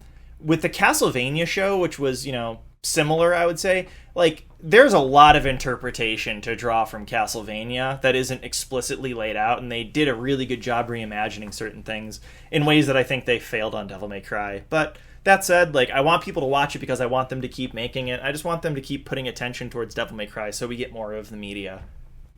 You didn't watch it, did you? Yeah, no, I didn't watch it, but it reminds me of Halo, right? Like the Halo show. Yeah, exactly. Very similar, actually. Yeah. 343 was like, hey, guys, this is a different telling. Like, this is its own self-contained universe that's shaking things up. And it's kind of like, okay, that's cool on one hand, but on the other hand, like, why? You had the perfect formula that people liked. You know what's funny is my dad really likes the Halo show. Oof. Does he didn't play the games, right? No. As soon as they introduced a second joystick on controllers, he was like, I'm out. I'm out, dude. Yeah, no, it's like, I don't know, it's like you have perfectly good games and books that are pretty, like, low in the story department. Like, it's not that it's not good, but, like, the story is not front and center, especially in, like, the first game. You could have just made a really good telling of that. Or taken from the breadth of fucking novels that are canon. And instead, they just did this weird spin-off shit. So it's like, yeah, the Halo books are really good, actually. I've read a few of them. Mm-hmm. Yeah, they're great. All right, well, yeah, shout out to Devil May Cry. Season 2 comes out this May, I think, on Netflix. They did some shit at the Game Awards about it. It's good. All right, Case, if you had to pick maybe 2 or 3 games from other years that you played this year, is there anything you want to highlight? Let's take a little Gindi. I played RuneScape 3 for the first time, actually, this year. Pretty early in the year. And it's a lot of fun, but I bounced off quick because the biggest thing about RuneScape 3 was that you can just... There are microtransactions for experience, which sucks, and it killed it. But I only bring that up because... I also played a lot of old school RuneScape, obviously. I always do. But I only bring up RuneScape because they just had a poll where they polled their player base, and they said, if we get over like 10,000 votes or something, or 100,000 votes, we'll permanently remove microtransactions from the game. Oh, wow. And they did. So... RuneScape 3 is changing some stuff up. They're also going to announce more stuff soon in the new year about how they're going to transform the game. They're going to remove a lot of the obnoxious cosmetics and shit. So they're actually doing kind of a turn and trying to get RuneScape 3 back in line with what they want as a company, because old school RuneScape is just dominating the fuck out of them. And they probably want a lot of those old school players to try 3, because 3 is a good game. There's a lot of really cool shit in that. It's a lot less grindy than RuneScape, old school RuneScape is, and a lot more casual and kind of idle, which is something that I appreciate, but it's got a ways to go. I also played... Oh, yeah, sorry. No, I just want to talk about RuneScape, because I played old school RuneScape, as it's known, this past year as well with my fiance, who's a huge fan. And I gotta say, it's insane that there is as big or a bigger community on that than there is RuneScape 3. I remember when... old school RuneScape, which formerly known as RuneScape 2, came out, because I was a huge fan of like the original RuneScape, where you had like pixel graphics. RuneScape Classic. Dude, I would play the shit out of that today if it was still around. I think that it's incredible that they've managed to keep this game going for nearly like 25 years, because I played that in like early middle school, dude, back in like 2005 maybe. It's so crazy. Yeah. It's crazy, and we hit like the biggest player counts in a long fucking time, if not ever, this year, I believe. So it's really cool what they're doing. I love that Jagex is seeing the success that they're seeing with old school RuneScape, and RuneScape 3 seems like it might be getting back on track. So I played a shitload of that this year. I played that. I really didn't play anything out of the ordinary, to be honest with you. I played RuneScape. I played my Hearthstone Battlegrounds. I achieved my years-long pursuit of 100%ing that game mode early this summer. A huge accomplishment for me. I've been playing the game for 6 years since it came out, and I finally got 100% on it, so that was fucking awesome. And then I played some Pal World. I rounded out the year with some Pal World, and I checked out the updates there, and it's still so much better than Pokemon. It's crazy to say. Well, it's so yeah. For me, it was just the usual suspects this year. It's worth noting that like Pal World is not really like Pokemon, but just similar in visual and concept design, I think, right? Like it's a survival construction game, isn't it? There's no turn-based aspect to it. The only things that are similar are the catching of mons. Yeah. And the breeding of mons and trying to get good like abilities on them and shit. But yeah, it's a survival game that has you utilizing Pokemon-like creatures to basically help you in that. Yeah, that's pretty neat. On the topic of Pokemon, I played a ROM hack I shouted out earlier that I just want to re-up because I have a lot of confidence for it. For folks who liked the Game Boy Advance era of Pokemon, you should check out Pokemon Unbound. It's a really cool ROM hack that flips the expectations a lot. Like, you start in an ice environment, so like a lot of the first Pokemon you catch are ice rather than like normal or bug. And rather than start with a fire, grass, or water starter, you choose between Beldam, whose metal turns into Metal Psychic, Larvitar, who turns into Dark and Rock, and what's the other one? What's the Gabite? It's the Gabite, which is like a dragon ground Pokemon. Yeah, Gabite. So it's like 3 of the pseudo-legendary Pokemons are your starters, which are all notoriously pretty weak out of the gate, but get obviously very powerful by the time they reach their 3rd evolution. It's got really cool quality of life improvements, like a literal quest log, a really interesting world, and a pretty good story. Unfortunately, the cutscenes kind of drag on a little bit, but if you're a fan of like the Pokemon Emerald era of Pokemon games, you have to check it out. It's just that good. I really have a lot of confidence in it. I was also really impressed from the little I played of it. The only reason I didn't play it was because me and my friend were looking very specifically for a vanilla, stripped-down, like, OG experience. It is not that. It is its own kind of, like, creative, original content. So definitely check it out, though, if you're interested in that. I also played a ton of League of Legends this year. I have played a lot of League of Legends over the years, on and off, but this is really the first year in my 14 years with this game that I started taking it seriously and like tried to learn and actually improve. And that paid off because for the first time I actually reached plat rank. My prior peak was the bottom tier of gold. So I'm pretty proud of myself and I'm looking forward to playing more next year, but I'm stunned that the game is kind of where it is given the fact that it's 14 years old or maybe even 15, honestly. I think I've heard inklings too. We're not going to become like a fucking speculation podcast or anything, but I have heard that they're planning something big for that, like a big shakeup next year. I saw on the like some of the leaks channels I frequent that they might be working on some kind of overhaul, maybe a new engine. I don't know, but I think they could use it. Look forward to that. Yeah, it's old. Yeah, it's old. It's one of those games that like Destiny 2, you know, they've built upon the same code for so long that they probably just need to kind of build it again from the ground up just to keep modern and stay in the future. But I'm excited about it. There's actually a couple other games I just want to shout out, and I'll do so very quickly. I mentioned earlier when I was talking about Doom: The Dark Ages, the old Heretic games. So what Bethesda's been doing is they've been remastering like Doom and Doom 2 and then selling it as a bundle so that it's like playable on Steam Deck and is a little more accessible for people playing on Steam or other platforms. They did the same for Heretic and Hexen, and they're both excellent games I'd recommend. They're almost just like Doom with some slight differences, but I would highly recommend them. And then I also spoke how I was playing Metroid Prime 2 Echoes through Prime Hack, which I have installed on my Steam Deck as well. I'm just going to throw it out there. Metroid Prime 2 Echoes is my game of the other year for this year because it was able to fill the void in my heart that Metroid Prime 4 left behind. Hell yeah, dude. Game of the other year. Yeah, I'll just throw that to RuneScape. It deserves it. Like, RuneScape is killing it. They just released their first new skill in, like, over a decade into old school RuneScape, and it came out incredibly, dude. Like, it was the biggest complaints people had were about the XP balancing. Like, there were no fucking issues. So old school RuneScape is killing it. They stay on top, baby. They are my game of the other year. Hell yeah. Shout out to RuneScape. If you're 92, you're halfway there, baby. Hell yeah. So, Case, I'm curious. If you had to pick, what would you say is your indie game of the year? We're at that point in the show. Let's hear it.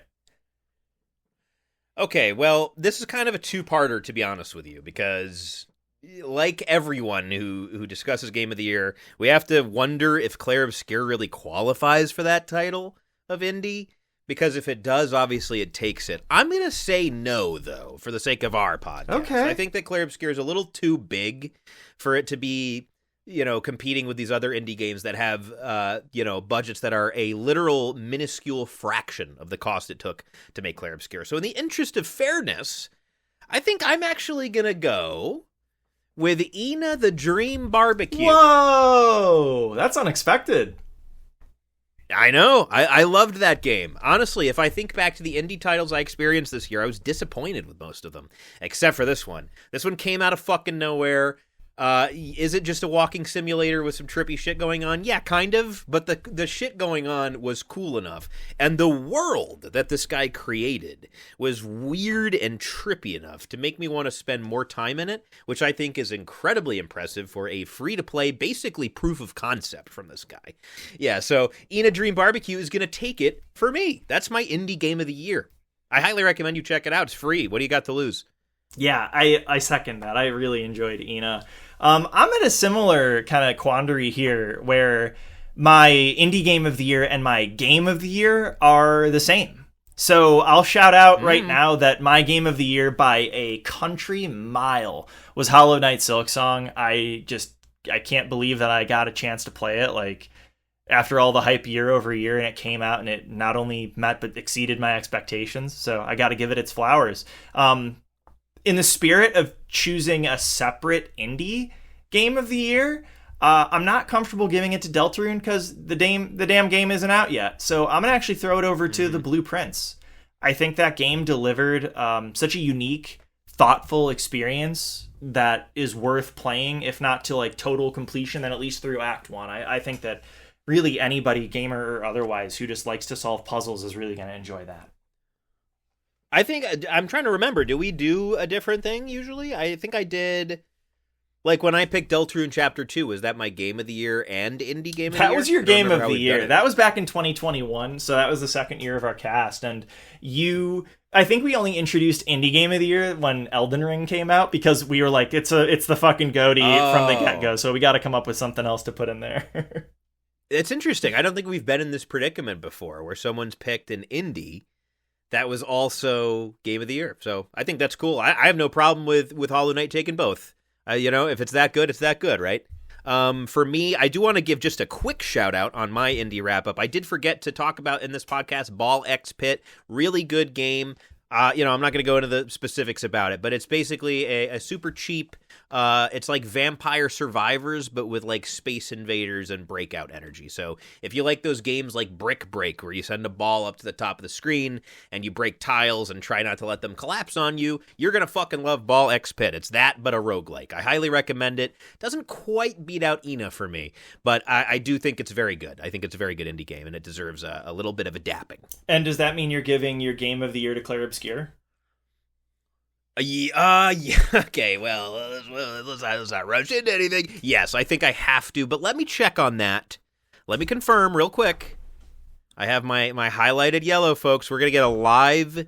Usually I know going in, but this time I actually have to think about it for a sec. Ooh.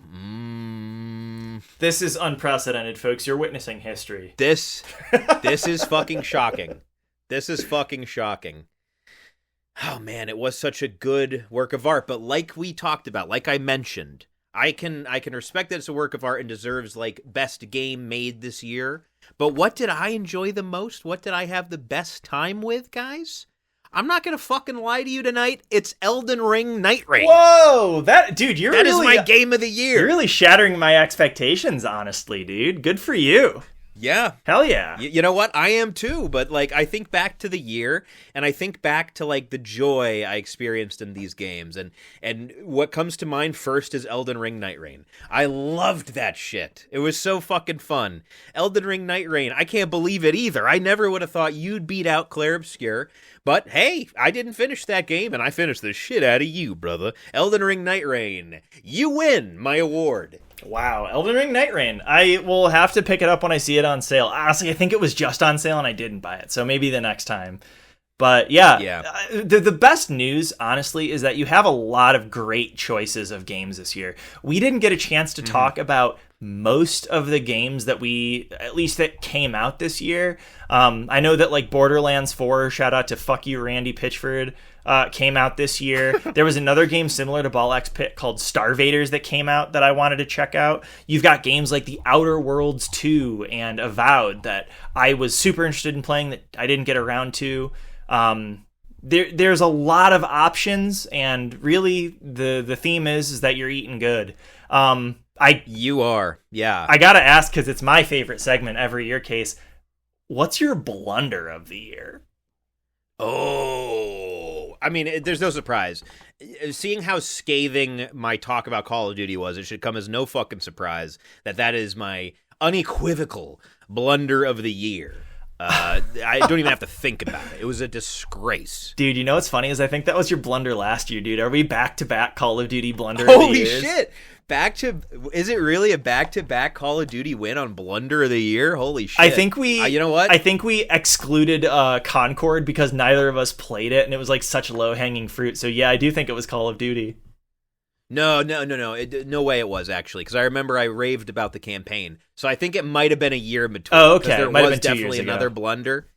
Yeah. So unfortunately, not a back-to-back, but we'll see. The way they're going, they might release another dog shit Call of Duty next year. So, well, I think that's more on you for playing them back-to-back, isn't it? I was gonna say, when will I wise up and stop playing them? I don't really know, guys. Stay tuned.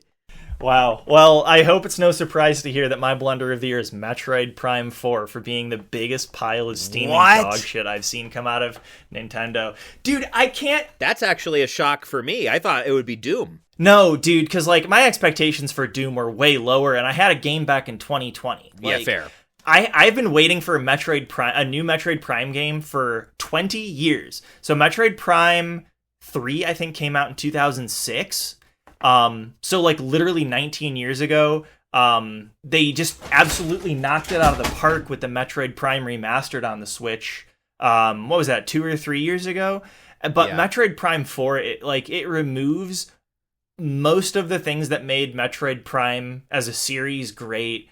It was like creatively bankrupt. Like, I'm not kidding when I say I really just didn't enjoy playing the game. I mostly did it out of obligation. So it gets blunder of the year, dude. It was just awful. That's crazy. It's just an awful game. I will say, to round this out, like you were saying, like the fact that there can be surprises, the fact that there can be a swerve in what wins, that means it's a good year, right? That means that if there's multiple games to choose from, like that's a good year. That means we ate. So 2025, a tumultuous year in many regards, but I don't think with games. I think with games it was pretty fucking good, and I hope 2026 is as good. Yeah, not everything was a winner, but we had a lot of winners that we got to look forward to. And speaking of looking forward, I threw together some of the games that were either announced this year or that we know, beyond a reasonable doubt, are coming out next year. And bro, I mean, obviously too many games is still a thing, but I'm so jacked about what we got coming down the pipeline. Same, dude. I just opened the sheet and like Resident Evil 9's at the top of the fucking list. Oh my god. That's coming out in like February. I can't believe we're getting this shit in 2 months, guys. Brand new Resident Evil game. Off rip, gonna be a Game of the Year contender. I can almost call over City on that, but I'm not gonna do it. I'm not gonna do it. But dude, too bold. It's not even out yet. I'm not gonna do it. I'm just saying, I fucking love that series, and 8 was like breathtaking. So I cannot wait. Actually, you know what? I totally forgot to mention that in Game of the Year. I think technically Resident Evil 8 for me was a Game of another year. So if I could give that Game of the Year, I would have had I played it probably the year it came out. It was incredible. I cannot wait for 9. Yeah, Resident Evil 8 was a fucking work of art, dude. I'm also looking forward to 9. We're going to get Leon back, who's my favorite character in the series, so very excited about that. I just can't fucking wait. I hope they stick the landing. Yeah, I'm really stoked about 2 games in particular. I guess 3 games in particular. I know you're not going to feel the same way about Tides of Annihilation, but in the wake of games like Stellar Blade and Nier Automata and Devil May Cry, we're seeing this resurgence in these character action games that I'm just like, I'll ride that wave until the sunset, baby. So I can't wait for that one. I think that's supposed to come out this year. Yeah. Or next year, rather. I think in terms of games that are actually likely to come out this year, Control Resonant is high on the list. Dude, I cannot wait for that one, man, especially on my PC. I played Control on my old PS4 at like 30 FPS, and I loved it, but it wasn't a great experience. I'll tell you, I've yet to play the fucking game. Can you believe it? Every time I try to play Control, my computer like fucks something up. I don't know what it is. I gotta dig deep into it, but every time I see like lore about it or the world that they've built, I am engrossed and fascinated. So given how batshit insane the sequel's trailer looked at the Game Awards, I cannot fucking wait. I also can't believe it's coming soon. So I'm really excited for that. And I'm kind of tiptoeing around GTA. Obviously that's everyone's fucking answer to like most anticipated game most of the time, right? But Control Resonant is one that I believe is coming next year and that actually excites the shit out of me. So I'm stoked for that. I gotta go back and play the first one soon. Dude, when you do, please let me know, because I would love to watch you play some of that game. Dude. I think it's so fun, and I think that some of the gacha moments are going to be fun to watch you It's play. Just so cool, yeah. A very cool idea. It feels like the SCP, if you're familiar with that. Yeah, I mean, I think that's kind of what it was based around, honestly. Yeah. They make allusions to a similar thing. I want to get your thoughts on Marathon, because this is a game that I cannot help but be interested in. You played the beta, right? So how optimistic are you for when they make their adjustments for next year? It's very complicated, man. It's like there's Where do I begin with this? I mean, first of all, I'll begin with the disappointment. I'm disappointed that this is a extraction shooter only that does not offer me any other way to engage in what is very obviously a super compelling sci-fi world. Now, that being said, I can't fucking do anything about it. They're making it an extraction shooter. It's going to be an extraction shooter forever. Whatever. Arc Raiders comes out. People love it. It kind of blows up. It's a lot of people's game of the year this year. So it shows that, okay, people are hungry for this. Destiny is known for one thing being incredible all the time and has never been bad: the gunplay, the combat, the core gameplay loop. Like, that's why people come back and they keep playing it. They're going to take that into Marathon. I did experience that. It was sharp. It felt good. But my bigger concerns were with the fun factor. When I played, and I can't like fucking break NDA on a podcast here. I'm not trying to get us nuked from low Earth orbit. but what the little I played of it in the open play sessions was rough. They have made a lot of all I'll say is that they've made a lot of changes that are good. Since then, and they show a lot of this in the latest trailers and stuff in the Vidoc they released. I'm like curious about it. I'm not even gonna say optimistic. I'm just curious. Like I'll dip my toes in and play it because I want to hate on it, but then last night I played like a game of Fortnite, which I haven't played in forever, with a couple friends, and we were having a blast, like just going around finding stuff, getting our asses kicked, and I was like, okay, I mean, maybe there is a world in which Marathon could be fun for us. So I'm curious about it. I just hope that they deliver, because I'm going to be really pissed if the reason my game of choice, Destiny, is struggling is because they put out a stinker. Yeah, and that's sort of where I lay on it too, is like, I want it to be good. I'm prepared for it not to be good, but it feels bad that they pulled resources away from the game I know is good to make it. I think the art direction and the music that we've seen so far is like so evocative, though, that I'm like, oh man, like I can't wait to get in that world and like figure out what the hell's going on, because they're really kind of positioning it as this like spooky, like super weird sci-fi mystery, and I can't help but be interested in worlds like that. I'm into it. Yeah, it's compelling. It's compelling. It just comes down to, will the gameplay be enough, or will it be like not frustrating enough for casual players? Because if not, it's dead on arrival. So yeah, well, I guess time will tell, won't it? Yep. All right, friends. Well, I can't believe it, but we are here at the end of the year, the end of the podcast. Just to wrap up, my blunder of the year was Metroid Prime 4 Beyond, total stinker. My indie game of the year was The Blueprints, and my game of the year was Hollow Knight Silksong. Thank you, Craig, for those incredible insights into those games.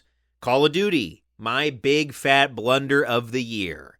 Ina Dream Barbecue, my indie title of the year. And what was my game of the year? Oh, Elden Ring Night Rain. Elden Ring Night Rain, my game of the year. That's what we're talking about, dude. There's so many like good ones. I was like, oh god, which one did I pick? Elden Ring Night Rain has won it. I can't believe it, actually. It is not what I expected, but I really did just have such a good time with that. So thank you, as always, for having me to talk about this. It's always a delight. God help you in the editing booth. I look forward to talking to everyone next year. Yeah, it's always the case. It takes a long time to edit, but it really is a joy. This is something that Casey and I talk about throughout the year and say, man, I can't wait to talk about this more on the podcast. But so thank you if you've stuck with us for so long, sticking with us for so long. It's a joy to do it, and I won't speak for Casey, but I have a great time every year. I sure do as well.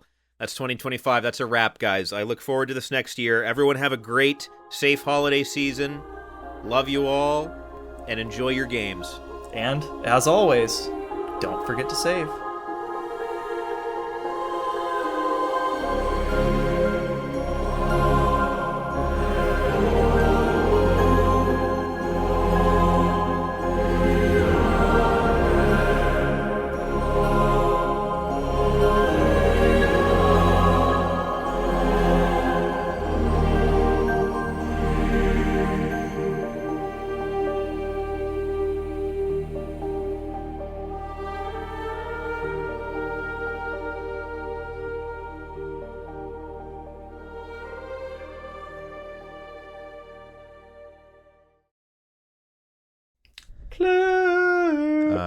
Then we have Yep, that's right, buddy.